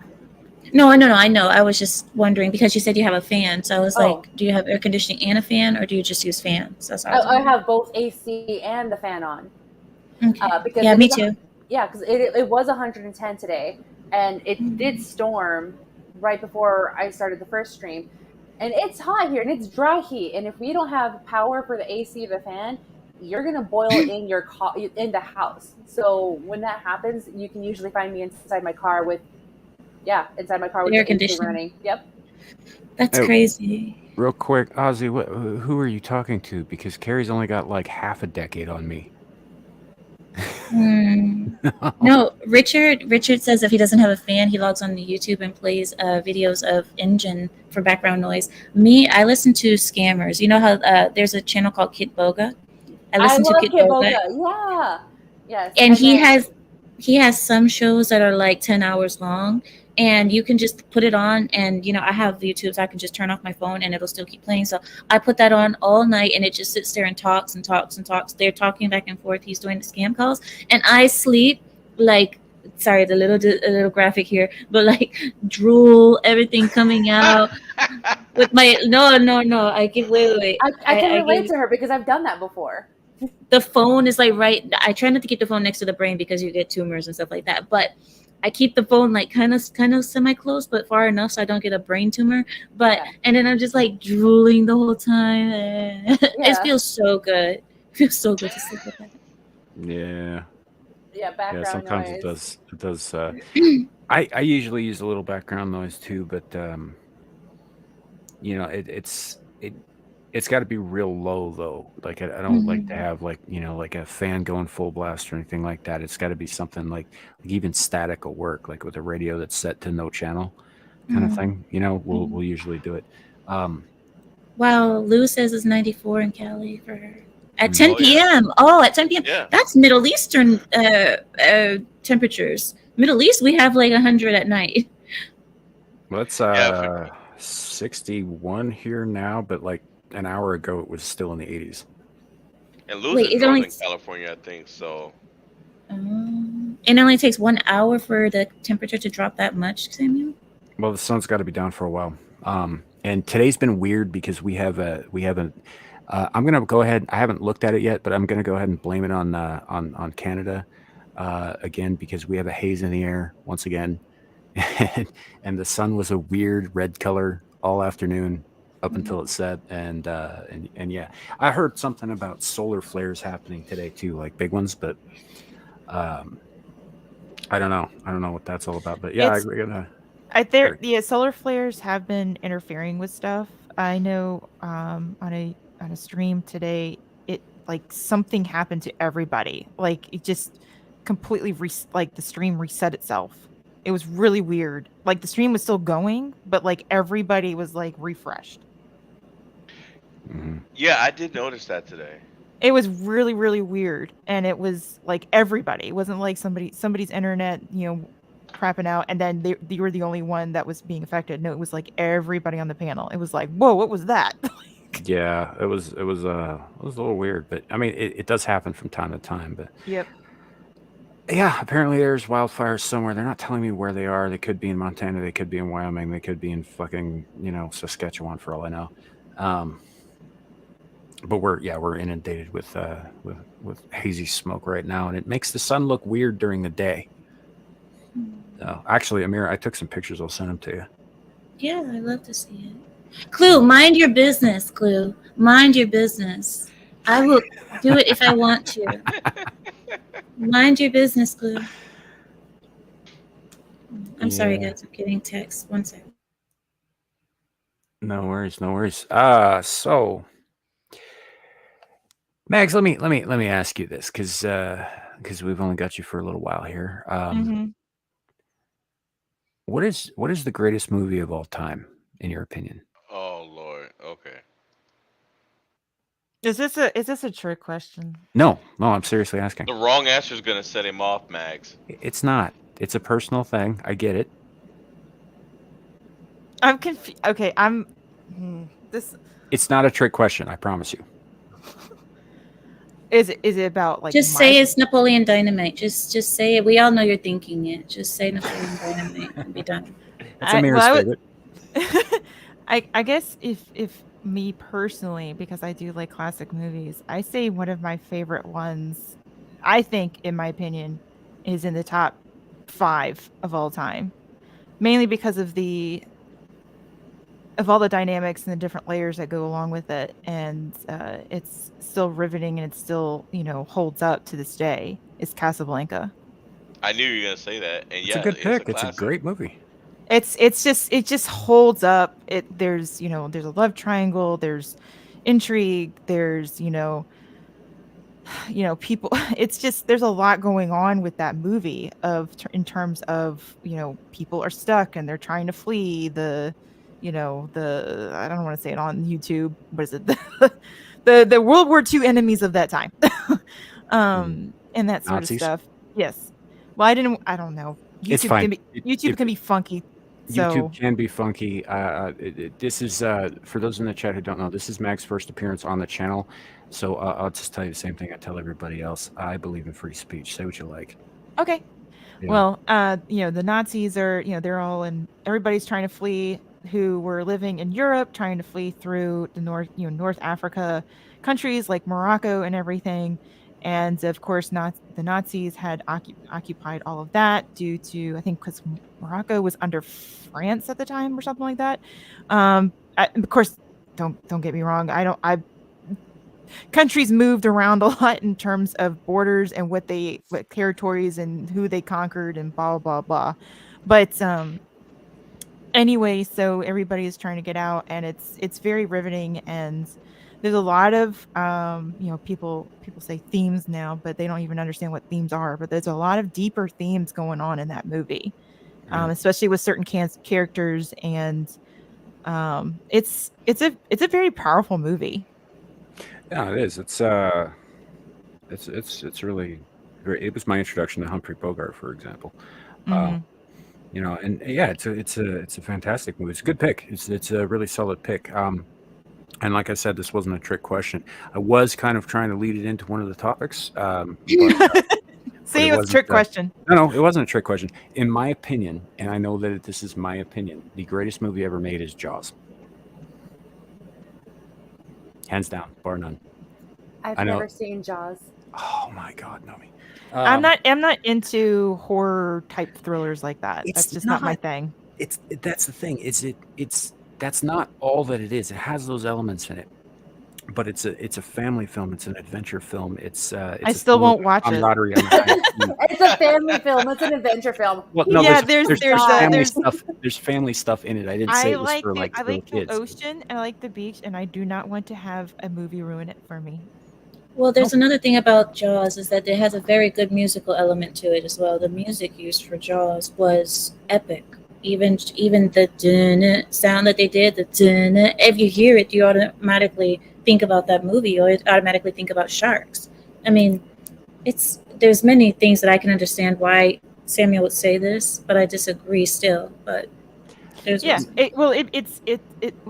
great movies have an everlasting impact on culture, even generational wise. And like you were saying about the song, done it. Like, of course, I never really seen the movie, but I know enough where it's like you've seen some aspect of clips here and there, what have you, throughout your life, and you do this as a kid, done it to your siblings. It's just kind of. There's cultural at that point. Exactly, it's impactful. It's just like Star Wars, the original Star Wars movies. It's just like the original Star Trek stuff. It's just like Yeah, you're absolutely right. It does have a cultural impact, but it's almost in our bloodline right now. It's like in our blood, in our culture's blood. And it absolutely is. But the biggest cultural impact that it had, because Jaws came out 3 years before Star Wars did. It is credited by many people, including the people who made it, as the first blockbuster, the first summer blockbuster.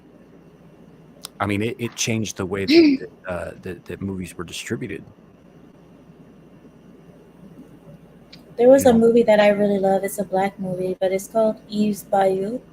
And I saw that movie.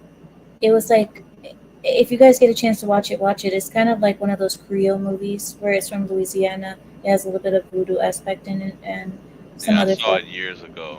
I think I did too. You know what I'm talking about? Eve's Bayou? Yeah. That movie, I have to say, for black movies, that one was wonderful. But my favorite actor is Denzel Washington. Hands down, Denzel Washington is my favorite. And his movie, Training Day, was, to me, one of the most brilliant Hollywood films of our lifetimes right now. That wasn't even his best acting work, though. His best acting work was, I have to say, as controversial as it is, it was Malcolm X. No, Malcolm X. Oh, yeah, Malcolm X is really good. As far as just strictly on his acting. Yeah. I know what you're saying. Yeah. Man on Fire was pretty good as well. Like Denzel having to learn a completely different language, and even the audio track on Man on Fire was one of the best in the world too. If you listen to the music on Man on Fire, the musical production in that movie was just wonderful. Man on Fire is a fantastic movie, and it's one of those movies that I watched before I became a father, and again after, and I view it very differently now than I did the first time I saw it. There are things in that movie that made me extremely uncomfortable to watch the first time I saw them. After becoming a father, the different things made me uncomfortable in that movie, and other things that did make me uncomfortable, I was all fucking for. Like the not to give too much away for those who haven't seen it, go watch the movie. It's great. But there's a bit where a corrupt police officer ends up with a grenade up his ass, and I'm cool with it. I'm 100% That was one of my cool favorite with it. scenes. He completely had that shit coming. Oh, yeah. The first time I watched it, however, I wasn't a parent yet, and that whole thing made me very sick to my stomach. Just like the idea of exactly what was happening in that scene. It was just like, ugh, But later on, after having kids, having kids changes you in ways that you do not expect, and one of those ways is how you handle certain things in movies. Well, it's a true story. The Man on Fire was based on a true story. If you guys don't know in the chat, it was Really, I didn't know man. It is. His name was Creasy. There was this man, guys, in the chat. There was an American black man, who went to Mexico to protect one of the Mexican upper class. That's sort of true. Upper class's family's children. But so he went there, and he had a hard life. He was struggling with alcoholism, and he was an old army vet, I guess, and he was just struggling in his life. He thought there was nothing to live for because he lost his own family. He lost his wife and his daughters. So him protecting this little girl was like going to be his last job that he was ever going to do. And then he gets this job. He gets hired under the father and the mother, and he lives with the little girl. The little girl brightens his life. She changes his view on everything. He stops drinking so much, and he trains her for certain things, and they develop a relationship. Well, the father ended up making a deal with some of the gangsters or the cartel in the area to kidnap his own daughter, because kidnapping runs rampant in Mexico City. They made a deal to kidnap his daughter so that he can get money for it, because he just wanted money. He wanted to take the ransom that the government was going to pay and keep it for himself.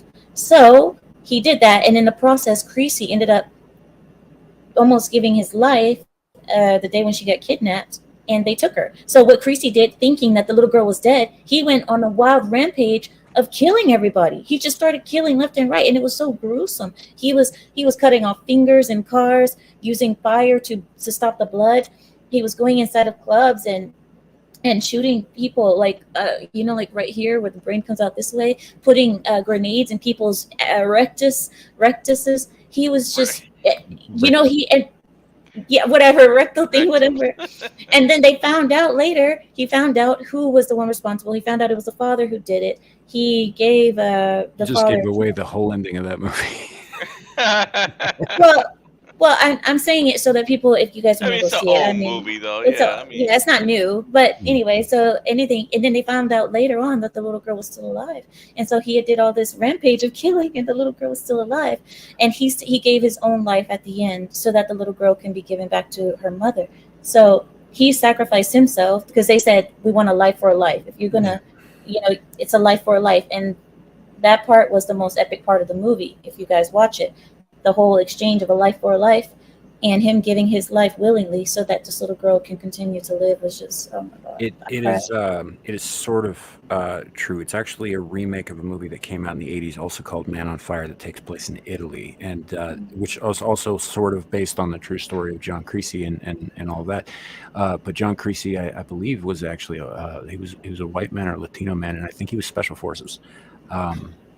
That's what I was saying. Hollywood changes. Right, but it was Denzel, so nobody cared because he's awesome. Awesome. Because we know that man can act. We know he's one of the greatest ever. And he spoke Spanish the whole movie. I was like, black man speaking perfect Spanish the whole movie. That was amazing to me. And Denzel wasn't no young chicken, and he had to learn a new language for the movie. I thought that was amazing. And then he started speaking Turkish in the movie. What is it called? It starts with an E. It's like expediter or exporter. No, it was something else. But anyway, Denzel started learning Turkish and Arabic after that for other languages. This man, I love this man, and the day that we lose him is going to be a day that I will cry. Yeah. You know, after what's his face slapped the hell out Equalizer, of yes, Clue. yeah. Equalizer. I'm sorry, Larry. You know, after Will Smith slapped the hell out of Chris Rock, that it was actually Denzel that he was talking to while the Oscars were taking a break, and he realized that he had screwed up. It was Denzel that he was talking to and had him over in a corner, talking to him about what he had Yeah. did. And you can hmm see the look on his face. He realized he screwed up. Yeah, because Denzel is like one. Isn't Denzel like one of the first black actors to reach the top No, levels? Hmm. Who was the first? I would say Sidney Poitier or somebody Maybe like Red No, that. I'm sorry. I Fox. said men. I said men. Yeah, Sidney Sidney Poitier is a Poitier. man. Oh, Sydney's a man. Yeah. Yeah, Yeah, Oh. Sidney he was a Poitier. dancer, an actor, and a director. In fact, Morgan Freeman has credited Sidney Poitier with being the major influence in Morgan Freeman's career. Yeah. Oh. Mhm. Okay, I stand corrected, but I think Denzel is one of the ones who's reached the top. Earning Oscars, Oscar after Oscar after Oscar. Denzel has won. I didn't see any other black actors win so many Oscars, but maybe. Well, because they were famous for getting snubbed a lot. Just like Mhm. he didn't get one for Malcolm X, but he got one for Training Day, which was ridiculous. It is ridiculous. That is very ridiculous. And All the roles he played, and you give him an Oscar for playing a crooked cop. well, but the thing is, nobody expected that kind of role from Denzel because Denzel was always such a good man in his movies. He was always the good guy, and that was the first movie that we saw him in a bad guy role, and he just killed it. He killed it. Oh, what was I going to tell you? Another thing is that I love that Denzel never put on a dress because I've noticed that in Hollywood, a lot of black Yeah, black actors guys can't they make make it him put on a dress. Yeah, unless they make them put on a dress. Then you can make it. But if you don't put on a dress, a lot of them just disappear. Look at Cat Williams. Look at Martin Lawrence. Martin Martin Lawrence is Lawrence still put on going. a dress. Oh, you're right. He did, didn't he? Dang it. So did Chris Rock, and you know who he was sitting next to when he put that dress on? Will Who? Smith. Will Smith. It was on the No. Fresh Fresh Prince of Prince of Bel Bel Air. Air. Fresh Prince of Bel Air. No. I'm sorry to hear that. Well, we lost him, but Dave Chappelle there's didn't put it on either. Dave Chappelle refused. Cat Williams refused, and you saw that Cat Williams and Dave Chappelle had fallen off the face of the earth No, after that. Dave Chappelle's actually made a is doing comeback. very well. He came back though, but he did fall off for a long time, and I think that was part of the reason why. That's just my theory. I could be I don't wrong. think he fell off. I mean, he was doing stand up and stuff. The man lives about an hour away from me. No, just because he lives close to you does not mean that you know him. I'm saying that he, in his career, he was going up, up, up, up, and then all of a sudden went stagnant and just went back to like doing comedy stand up. Because he refused to sign a contract that they wanted him to sign. Which one? There was reasons behind that. Which one? It wasn't that he just fell out of favor with people. He didn't, whatever was going on when they offered him that $50 million contract. He didn't go into much detail, but there was a reason why he didn't take it. And that's why I'm telling you. I think my theory is that they tried to put him in a dress. That's my theory. No matter what the contract was, I think they tried to put him in a dress. I think he's talked about it actually. I think they did have something. Yeah, it was for a movie though. Mm-hmm. It was for a movie. Well, it's always for a movie. $50 million contract on the table, and they were just like, "Yeah, hey, you got to do this thing." And he's like, "No, I'm not doing this thing," and walked away from it. Went off to Africa for a while and kind of stayed out of the limelight, and then he started making it. Yeah, but when he talked about the dress a little bit ago. he talked about the dress, that was for a movie. It wasn't for his show. He said he was doing a well, movie, yeah, and he went to his trailer, and the dress was in the trailer, and they got pissed off because he wouldn't. He said they spent half the day trying to get him to put the dress on, and he wouldn't do it. Oh my God! Can you imagine they put the darn dress in your trailer as if like enticing you? Look, it's so pretty. Look, it's there waiting for you. It's already here. Well, it was a nice dress. Well, Larry, it's the same shit as where's Mags at in all this? What? Mags is gone. Dobie's gone. I'm sorry, Mags. You know that's the funny thing is that we have wanted to get you on here for so long, and now we've got you up here. We're talking about Dave Chappelle putting on the job. I'm so sorry. No, it's all good. I was just thinking it is almost 1:30 in the morning for me, and well, I wouldn't say slowly, I am majorly hitting a wall all of a sudden. Like you guys were talking, and I'm like, I don't know if I heard anything. That sounds so rude. I'm sorry, but it No, is listen, 1:30 in the morning. we're glad that you came by. We knew we weren't going to have you for long. Um, we'd love to have you at least schedule a proper time, even if we've got to do like a special show to have to have you on at a different time. That's fine. We can do that. Thank you. Yeah, I know. Gosh, I feel bad because I always has No, don't since feel bad at all. since You Are just you leaving, you Mags? just did like a 2.5 hour show with somebody, then you went another stream, and now you're on with us. That takes its toll. yeah, Yeah. it's amazing how oh gosh, it's amazing. And this is and when I say this, this has been my first I would say official day streaming back online. So Mhm. it's like I'm exhausted. No, no worries, Yeah, no worries. You've been streaming now since for almost 5.5 hours. Since I think 8:30 when I hopped on. Yeah, about five Homie, and a I half think hours I or know so. you were in Texas, but for me it was 8:30, I think. yeah, So It was like six my time. Yeah. yeah. But Max, you've been I sorry. Go ahead. I was saying I've been streaming since what 1, 2. Wait, hold on. Yeah, you were Ooh, Like 3. I've been streaming since 3 o'clock your time, Mags. yes, I know. I got the message on Twitter for whatever reason late, and I'm like, damn it, I Yeah, missed it. I was on Pulse Pounders, and then Yes. Ryan, and then here. So yeah, I've been going for a Wait, while. what's that called? Pulse pounder? that's what I was thinking. Pulse pounders. Yes, it's That's called not on Pulse. OnlyFans, is it? Is that OnlyFans or No, it's not something? It's not OnlyFans. It's a show about girls talking about men in movies. Pulse Pounders. I got. Oh, I did see the link for Amir's that. I like, jumped in for there's a some second to see what you implication guys were here talking about, and I somewhere. was like, "Yep, Meg, I'm doesn't gonna it go sound now." like it? Yes, it Meg, does. doesn't it?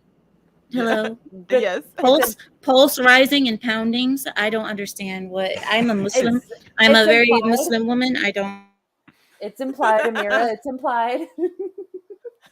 Yes, I fear the Lord. I fear God, but I But be still my beating heart. leave space for yeah. Jesus. We need to leave space for Jesus in The here. Yeah. pounding Mhm. goes in There sync with the pulse. there is one quote from a cartoon called Hey Arnold, where Helga has her shrine of Arnold in her closet, where she says, "Oh Arnold, you make my girlhood tremble." Oh wow, that's not. In a cartoon, in a child cartoon. Yeah, that was in Wow. a child cartoon. Wait. I am so looking that up. Wait. Yeah. While she does that, Mags, I understand if You you're gotta get. tired, if you want to head to bed and all that. Yes. No, wait. She can't leave yet. She can't leave yet. I mean, it's kind of up to her. No, it's not up to her. It's up to me. No, Mags, hi. I love Hi. you. But you got it. You have to listen. We have to do this. Okay, here it is. Here it is. We are doing it. We're doing it. Samuel, you ready? Samuel. Samuel. What are we doing?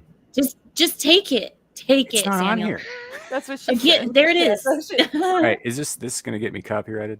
No, it's only 30 seconds. Okay, ready? Here we go. Samuel.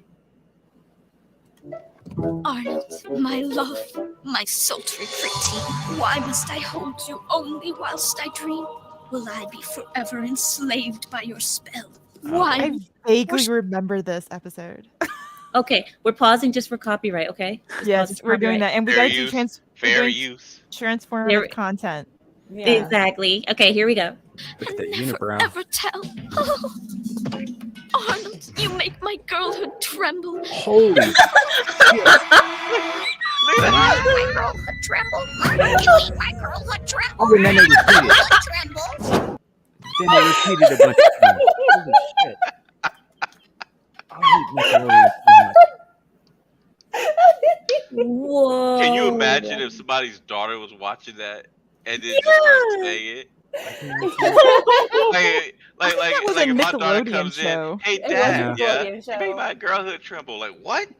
No. But the only thing is that the parrot kept repeating it. So it's not even that she said it. The parrot kept repeating it in the Yep. show. That's crazy. Yeah. Now you got to kill the parrot. But hey, Max, I'll message you because I will participate in that Discord as well. Okay, thank you, Larry. Oh. Yeah. And What? then, Mags, I would like to talk to you too. It's about what we experienced and stuff. And Okay. Yes. Yeah. Gotcha. Okay. Yeah. Private DM stuff. Yes, private. Yeah. Okay. This is Not not Pulse pictures. Pounder stuff. This is Yeah, not- private stuff. Yeah. Okay. Okay. Why don't you It's tell the girlhood good trembling folks stuff. what you may or may not have coming up soon? I will that right now as oh gosh, I feel like I've repeated myself so much tonight. So sorry if I feel like I'm deja vuing or something. But sorry, it's 1:30 in the morning. I'm blah. I don't have anything right now going on my channel. I know I'm going to be working on a few things. I know, like Naomi, she's part of my Discord to be a guinea pig. So thank you, Naomi, for being a guinea pig. Glad to help. Because I'm testing some things out. Because you know how it is when you're trying to test things out and you look at YouTube, stuff, like YouTube, Discord for dummies type stuff on videos and everything. You're trying to figure things out, and sometimes you mess up, and you need people to kind of give a good example of if it's working or if it's not working. Because I have a bot right now, and I'm going to be hopefully it will do what I want it to do. But anyway, so I'm working on that. I have an idea for having some movie watch parties sometime. So that will be when the Discord is finally open. And then I really would like to work on probably dropping once a month a video on a classic movie, just talking about that. And then these are all ideas, but I know I really want to do an interview series that I've been have had a strong feeling for a long time, where I want to talk to people and what makes them passionate of what they love in entertainment. And my idea of the show title is the entertainment that made us. And Nice. Yeah. Mira's having some trouble. This is one of our past victims coming back to haunt her. Yeah. They said Halloween's coming early, bitch. Hey, look, I literally saw some Halloween stuff out during Independence Week. Yeah, I'm already seeing it. And I almost flipped the table because I'm like, it is literally 80 degrees. I am not ready for this yet.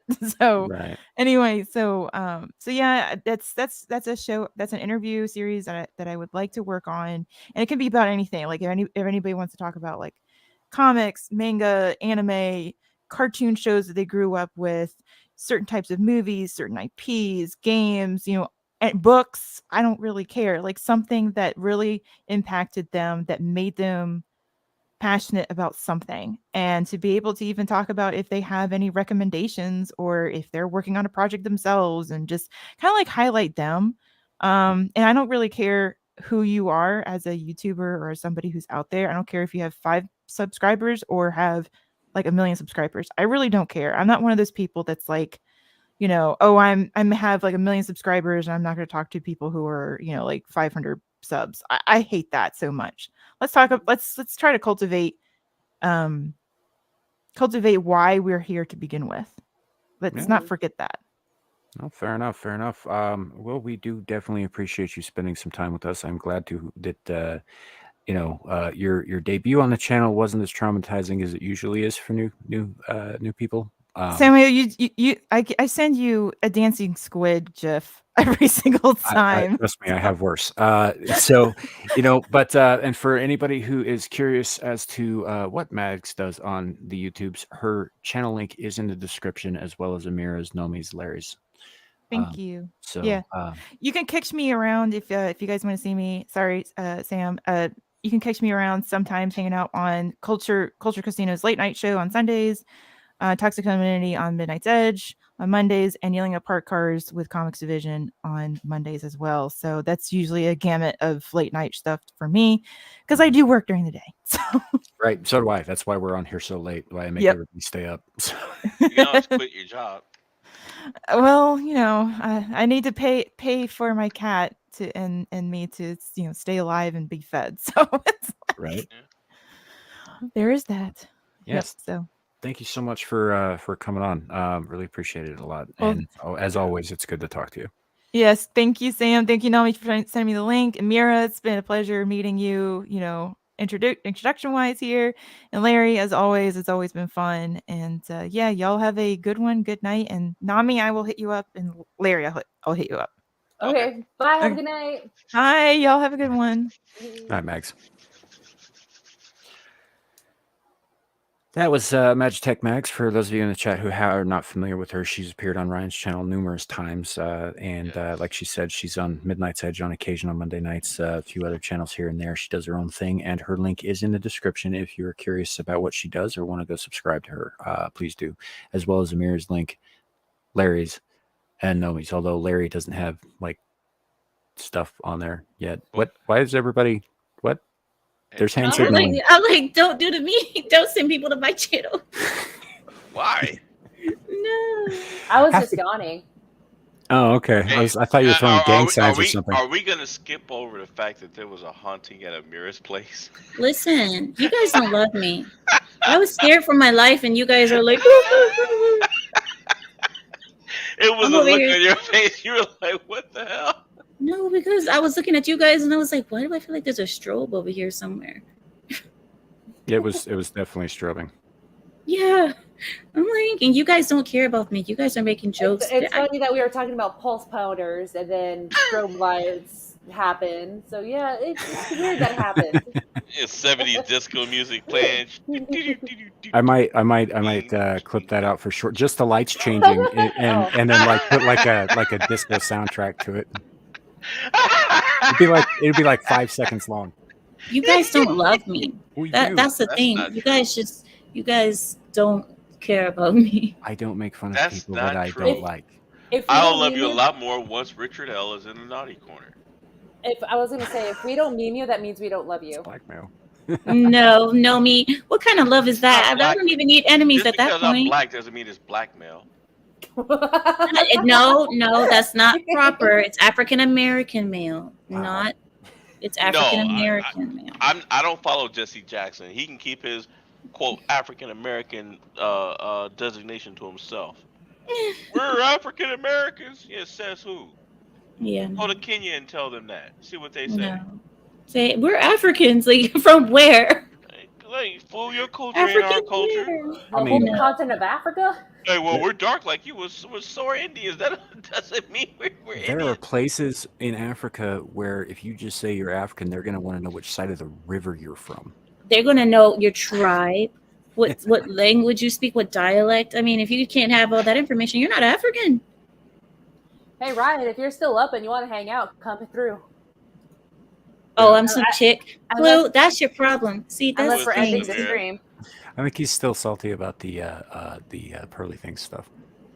You know, he can keep his pearls and keep them right around his neck. He can have it. You can keep your pearls around your neck. Ryan! Oh, I planned to come hang out. I timed that just perfectly. You got here just in time when Mags left.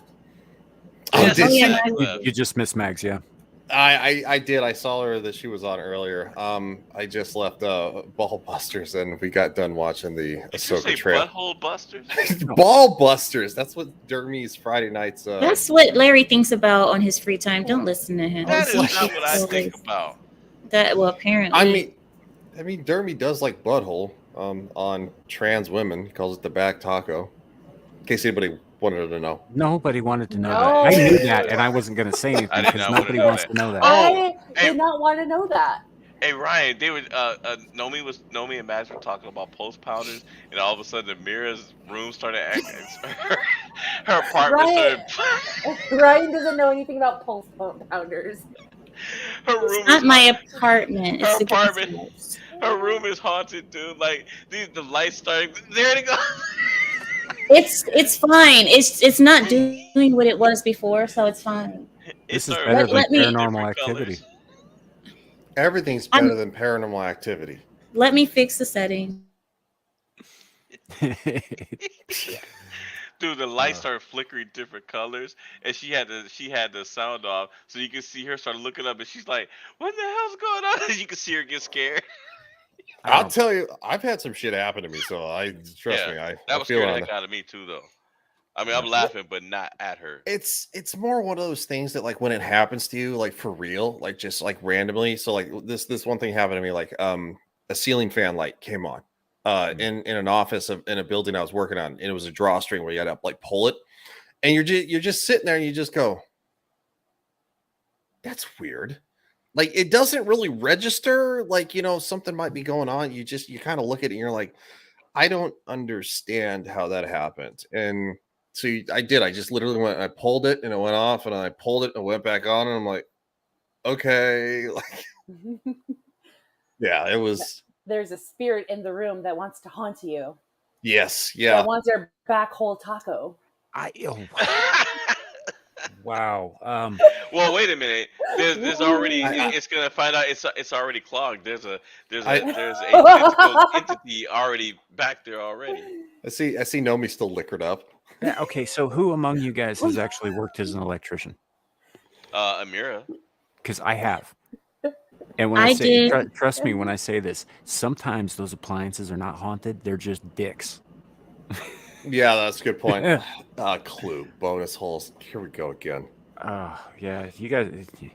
This is more of a Saturday kind of conversation, but you guys, Amir, you heard about this, right? About buttholes, yeah. No, about bonus holes. Bonus holes, like an extra hole. I thought the butthole was the bonus. Okay, right. Whatever. Everybody did, but recently a what was it? It was New York Times, I think, came out and said that now women will be known as bonus hole havers, so that it's not unfair to trans women. Yeah. Oh yeah. I heard about Are you? that. Oh. No, yeah, that's serious. No. Wait, Larry. Okay, we need that for tomorrow.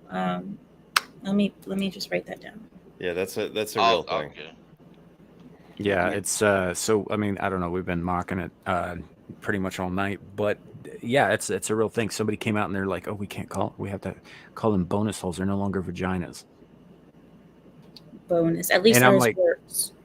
I'm like, I mean, no, it's not. I would say that a bonus hole is probably an unnatural gaping wound that you have to manually keep open unless it heals shut. So it doesn't heal shut. That would be a bonus. That's a bonus, meaning extra in this case. I think I would just call that a wound. Yeah, I was just I to see say, something. like, so you have it says it is a LGBTQ recommended term for vagina trolled by conservatives after going viral. When did that go viral? I believe it was around the beginning of the week. So yeah, so the LGBT Foundation recommended that women be called this. They have a foundation. It's an activist Charity. organization. It's not actually like, yeah, it's one of those. It's probably run by liberal straight white women who drink too much wine during the day. Yeah. I'll be right back. And call themselves Karen. Probably live in gated communities where they, have nothing to do with their time but make trouble for their neighbors. And get mad at people like Nomi for swimming. And make random problems that don't exist. And don't forget and try to save the blacks. They are always saving the blacks somehow. Yeah, and we didn't even ask for the help. Yeah, exactly. It's like they don't need but they think that they're saviors, so they can be called, "Oh, we're the saviors. We help. We donate. We're charitable." Yeah, that's about the long and the short of it. I saw something else the other day, or earlier today too. You guys know who Misha Collins is? Yeah. Yes. No. So she's Actor from Super. Oh, okay. Oh no! I was Misha Collins. Okay, never mind. I got that mixed up. There's too many Mishas that I know of. Misha Petrov. Okay. She's Petrov. She's a YouTuber. It's Russian. Relatively young. Yeah, I believe she immigrated when she was like 4 or something to the U.S. She lives in the U.S. But yeah, she's one of those younger generation YouTubers, probably not much older than Shadow, who's been going around like saying, "Hey, all this stuff that we're doing, all this woke crap, this is not good." But she has a boy name. Her name is Misha. Yeah. Misha has a boy name, and Petrov. No, in Russia, but Petrov also is a boy name. Her name should be Petrova. I understand that. That's just what she's called here on YouTube. I don't know. And there are girls in the States who are named Misha. Mhm. You know, I don't know if they're Russian or if their parents just like the sound of it. Because Misha Yeah. is like Michael in Russian. Right. Misha or Mikhail. Yeah. Misha. So, but yeah, she said something. She was doing something earlier today where they were talking about. I am trying to remember exactly what it was they were talking about because it was so. It was there was this white lady who was talking about. It was more of that white savior, you know, do as I say, not as I do kind of crap, where they say something that they mean to be PC, but it comes off so completely racist. I just remember. Like black people don't have internet. Black people don't know what they do. They don't have the intelligence to vote. Or They get can't get a ID. driver's license. Yeah, the Black ID. people It's just don't have the opportunity to get you know, identification cards, which is like, what the hell are you talking about? Okay, I got it. It was she was talking about Western men going overseas to find partners. She was talking about passport bros. And she was just like, oh, okay. Pick on these vulnerable, poor women, and I was like, oh, that's racist as fuck. You know, like just because they're overseas, they're lesser than, they're vulnerable, they're weak, they're uneducated. That's what you're getting at here. That's what you're saying. You know. She said Russia about that about Russian women. No, she said that about any woman who wasn't from this. She's like, you don't want to be around Western women with opinions, you know. And I was like, well, I don't want to be around you, lady. Yeah. Oh, you're not talking about the one that was talking about conservative men, and she was like putting her hair up like, oh, masculine men. It's like, is that no, that was a different video, but I saw Okay. that one too. Yeah, it was pretty funny. The one where she was like, she had her camera angled down her blouse and Yeah, she was batting literally. her eyes at it the whole time, and she's like, Yeah. oh, stop sexualizing me, you misogynist. I was like, stop showing me your tits. Yeah, she You know? I have to be honest. Quite frankly, I understand the passport bros now because I would rather not date somebody who was probably born in this country, and you know. Trey? Mm-hmm. What is Trey doing here? I don't know. I'm so sorry, Ryan. I'm so sorry. Ryan. You're good. You're good. I was just super surprised. Pardon me. I'll mute. But yeah, Legal Mindset. I don't know if you know the name. Mm-hmm. Yeah, I know who he is. Yeah, but yeah, he's in South Korea right now, and he just wants to marry a South Korean woman because he doesn't want to date any girl that he from the States, and he's from the States.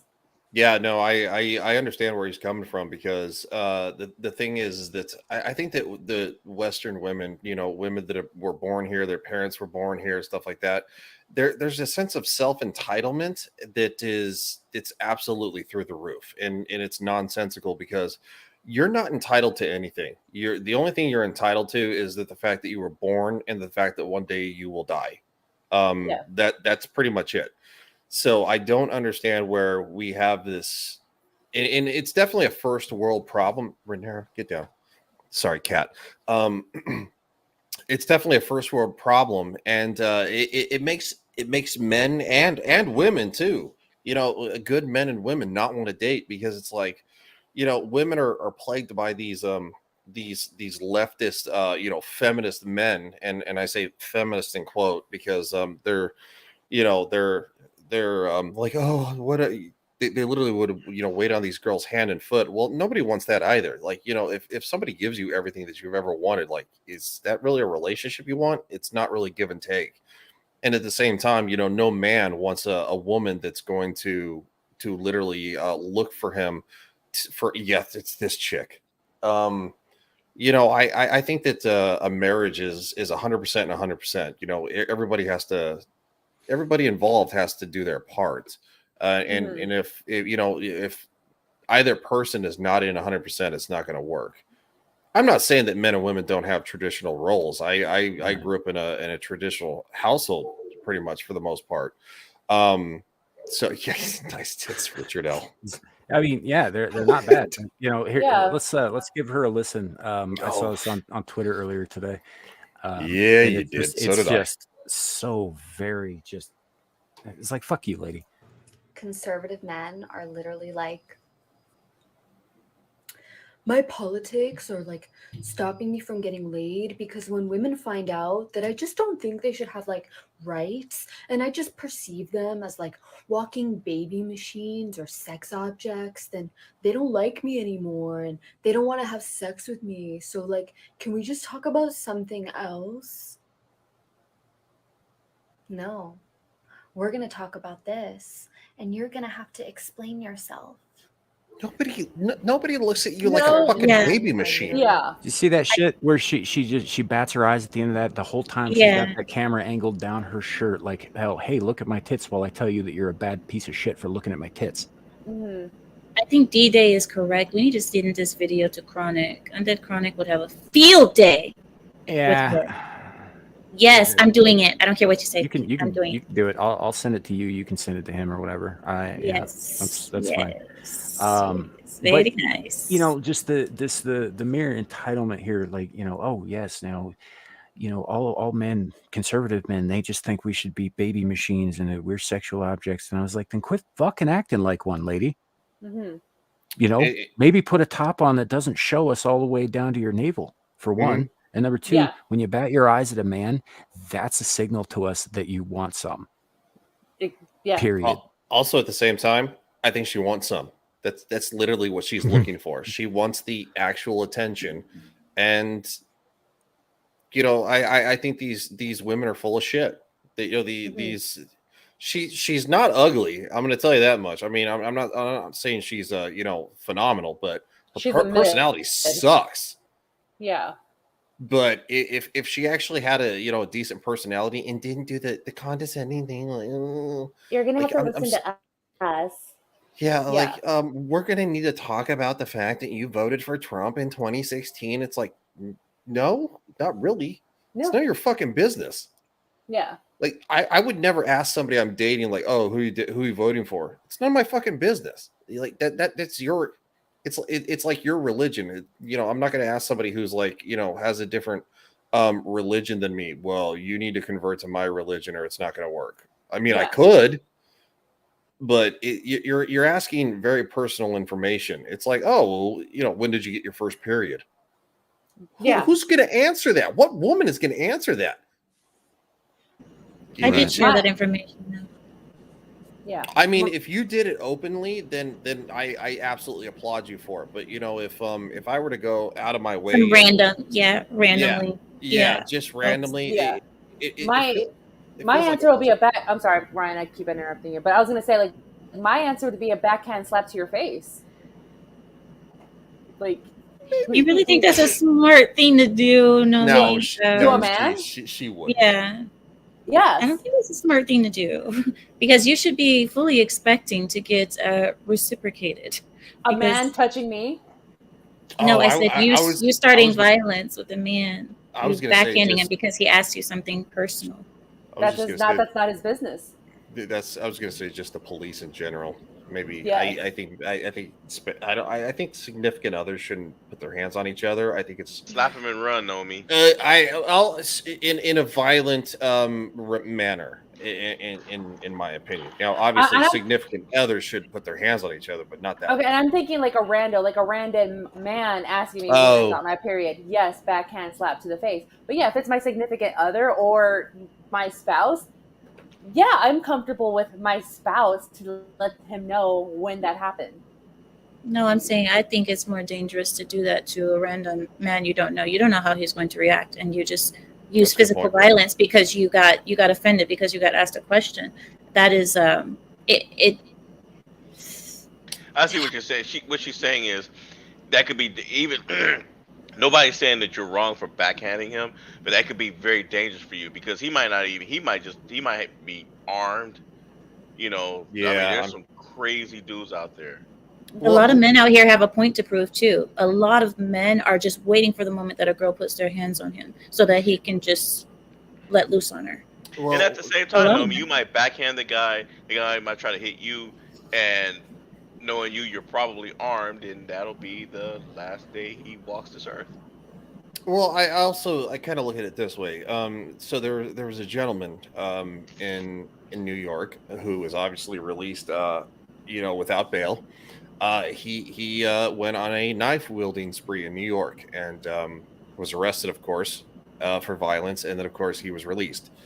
So the reason that I say this, that unless your life is in danger, I would say that it's not the best to retaliate against somebody, because you never know who you're dealing with.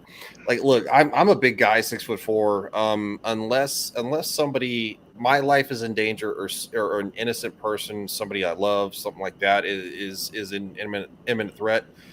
If some random dude is spurging out on the sidewalk and screaming at people, I'm not going to confront him. I don't care. Like, dude, if you want to flip out, that's fine. But if I see some guy like try to grab a kid, or throw him into a van, that's a different story. It just, I think you need to kind of pick and choose where you're coming from, and that's just my personal opinion. It doesn't necessarily mean I'm right. There are police officers who, even though they're legally entitled to, they see a crime happen, they don't do shit.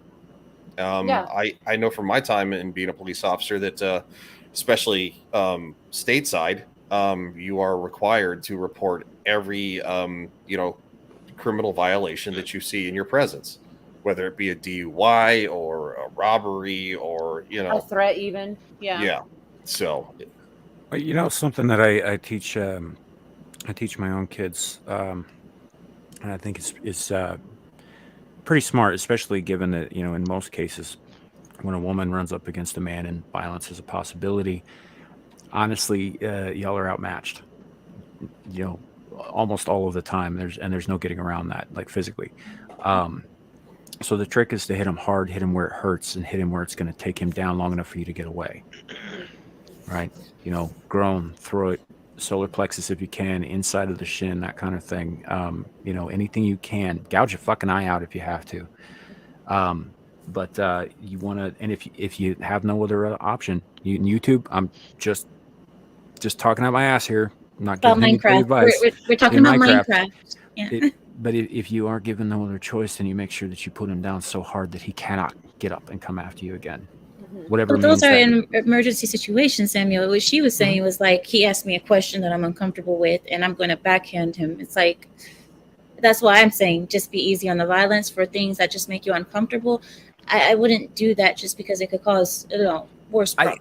I can see. Woman. Yeah, I see both sides of it though, because I understand too. When Naomi says, the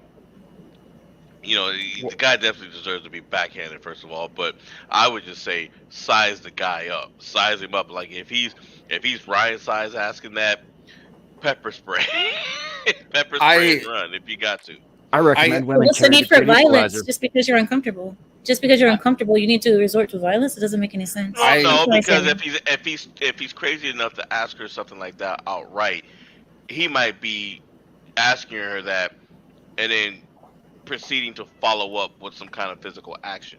No, that's just like liberals, how they say like, oh, if a person is conservative, you have the right to inflict physical damage on them just because they don't agree with what you agree. No. That makes them dangerous, and that's almost the same situation here. It's like somebody made you uncomfortable. No, I'm not saying that. I'm saying that because I wasn't finished. That you have to resort to like physical violence just because of that. Sorry, go ahead. I'm saying that because that actually happened to a woman that I know.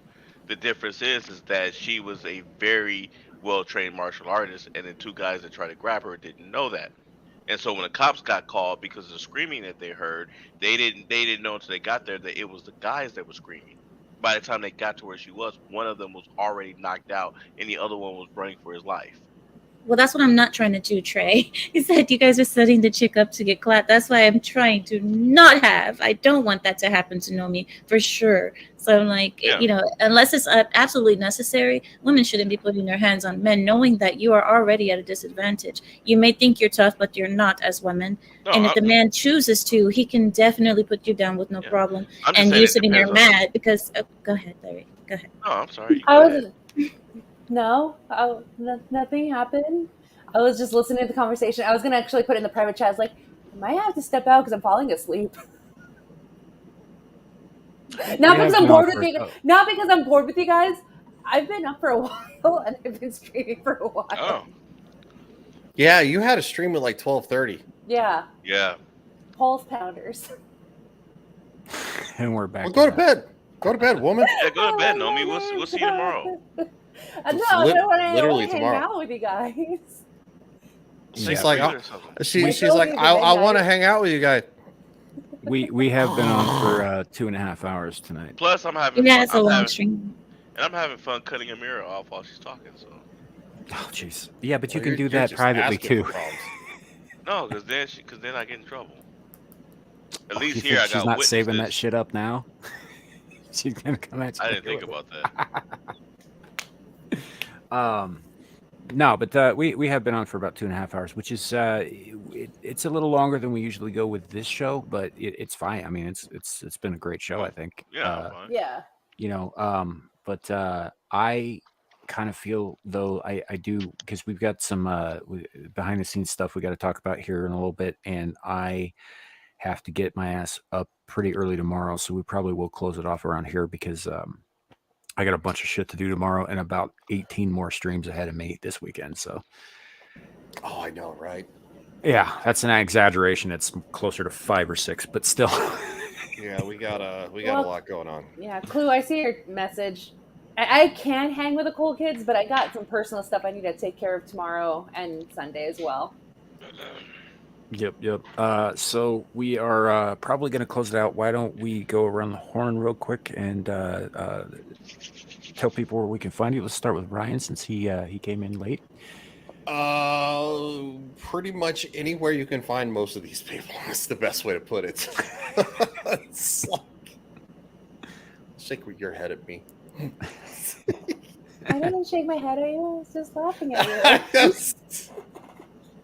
I think I'm like this close from being banned from her chat, Amira. Literally. Yeah, I loved it when she's like, Samuel, no, get him out. No, your friend, This get him out of here. close. Yeah. This close. You know he clipped that, right? Which I did. part? When you were clip just like, that. Samuel, I know he's your friend, but you need to get him out of here right now. And I was just laughing. He clipped that, and he hasn't played it in a while, but he does have a clip of it. Hey, give it to Kohai. I am not okay with that. That was when I said I was going to try to liberate Larry, and you're like, "Oh no, no." Oh, I remember that one. I did Yeah. see that clip. Oh, But- and you see when we told Shadow earlier in the week, he's like, hey, Larry. I'm like, yeah. And this is when me and Nomi were talking to him on a private stream. He's like, like, Amira doesn't really like own you, does she? And I was like, Yeah, he did say that. I was He did like, say that. I said, kid, the collar is real. And then he just looked at me like, you know, He was like, like he didn't know what broken. to say. Yeah, he's like, what? he believed it so well. He was just like, you can tell he would ask. He was like, well, are you in danger? I was like, No. You guys understand. It's not so bad. It's just a contract. It's not something that I'm doing anything wrong to him. He agreed to this. So don't Signed think in anything. blood. He agreed with this. So Yeah. Larry likes the whip and the chains and picking cotton. Oh, wait, too far? Well, it might well, be a little I bit. mean, the good cotton, you know, not the. I had to get the clip What's of a that. good What cotton? the heck? What is good cotton? It's the kind you have to go overseas to get it. You can't really grow it. You know, the soil here is not really good because of the solar flares and everything that's going on. So it's you have to Egyptian cotton. Yeah. Egyptian cotton. Yeah. Egyptian You cotton know, sheets. I had to get this. There's a band called They Might Be Giants who did this little like 30-second song one time called Minimum Wage, and it's just like, you know, got this kind of rawhide theme going on, and then at the very end of it, you just hear this guy go Minimum Wage, yeah, and then a whip cracks, and I had to get a clip of that right there. I've heard of They Might Be Giants too. Yeah, it's Oh, pretty man. funny. I got sick of them because they also did the theme songs for the Mickey Mouse Clubhouse, and my kids watched the shit out of that show. So, you know, I just stopped listening to them. But yeah, they used to be pretty funny. They've got a song about Istanbul that's pretty hilarious. So, but I'm gonna go though. I'm gonna go right now though. But nice to see everyone. Okay, nice to see you. Amira, you don't want to hear the drama? Yeah, I thought you said you But I'm wanted to gonna- meet with I'm us gonna- after. No, I'm fine now. We already talked for hours. I'm good now. I'm gonna go because I need Well, we to. did need to talk. Wait, Well, yeah, we can talk later. But I have to go for now.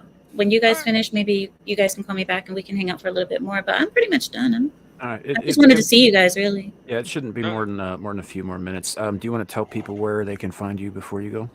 Nope, I'm good. Thank you guys so much for hanging out today. I had a blast today. It has been so fun, and thank you guys for lighting up my Friday. My Friday was a little bit rough today, so thank you. Smooth it out. Always good to have you. Thank you. Okay, guys. Bye-bye. See ya. Well, in that case, Nomi, where can people find you? I know you're stepping some stuff up here on YouTube. Yeah. You can find me at my handle at Nomi Without You on YouTube, Twitch, Kick, Odyssey, Rumble, Twitter. There we go. That's where people can find me. And you can always find me here late night Fridays with Abyssal Musings, because my two awesome co-hosts above me, we make it fun and we make it a good time here. Sweet. Short and to the point. And you remembered to plug this show.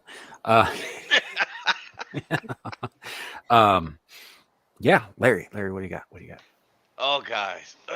So, of course, you can always catch me here every Friday night with my two amazing co-hosts, and also you can catch me with a very, very popular and amazing show called Legion Talk. It is Friday night's Rumble. Full panel of amazing people, of course. I can already tell I'm falling asleep. Anyway, so just public service announcement with our conversation. I am in no way saying that a woman should just backhand a guy off color, but at the same time, Nomi, you're my guest, so I wanted to protect you a little bit, No, But Nomi definitely- just needs to drape her hair over, and she'd be like, "I am Nomuel, and I would punch you in the face." My name is Juan Nepomuceno Cortina. I like to see you step up and try. Pretty good. Hey, kind of looks like you wear it. I don't know why you look so Blackie worried, job a Gringo. little bit. I'm not going to rub your train or anything. But yeah. Other than that, you guys can catch us every Friday. Like I said, Friday night's Rumble and Abyssal Musings on a Friday night, and then we have Who's that Screaming Muslim to the lady? Void on Saturdays, and then we've got the Star Trek meeting on Sunday, as I like to call it. Well, and that's also not you what can it's catch called, but Nomi's yeah. channel. Nomi also has her channel. You can click on the link below, and she will post when she posts. Stay tuned. Yeah. So Larry's done plugging his stuff, and now he's plugging stuff that the person who went before him is plugging. So we're gonna switch over to me here.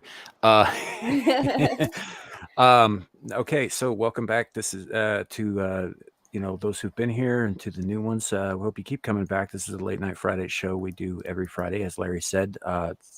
Three of us are regulars. Our co-hosts. Ryan's here pretty regularly.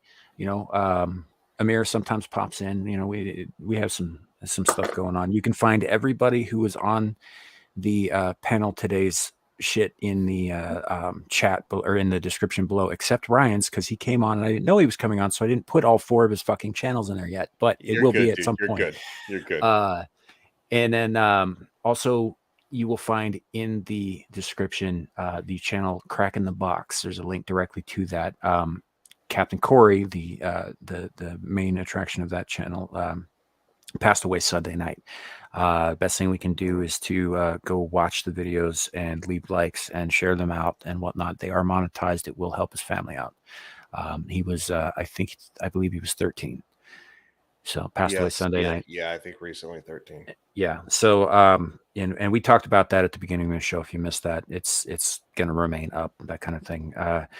But I did leave the link in the description. So, if you feel charitable, please go watch those videos. And some of you, who knows, you might like what you find there. I certainly did. And then we'll be back here tomorrow night for Screaming into the Void. After that, something else may happen. Something may not. I'm not going to say for definite at this time. We'll see. And then Sunday, Star Trek Engage with, Ryan, myself, the Renaissance Nerd, Horny Alf, and I believe Lawrence Knight is coming on with us this week, is he not? Yep, that is the plan. And then immediately after that, I'm hoping Devil Made Me Do It will give me some, time to pee and maybe eat something. We will be on Get Ranked on Beelzehub. Yep, that'll Ryan be and both I. of us. Yep, I am acting as co-host because Extra Zero can't be there. So I will help him with that, and we are going to be ranking stuff. I believe the topic is action movies. Yes, that Dermy will most likely spurg out about. Yeah, is he? He's not going to be on the panel, so fuck him. Wow.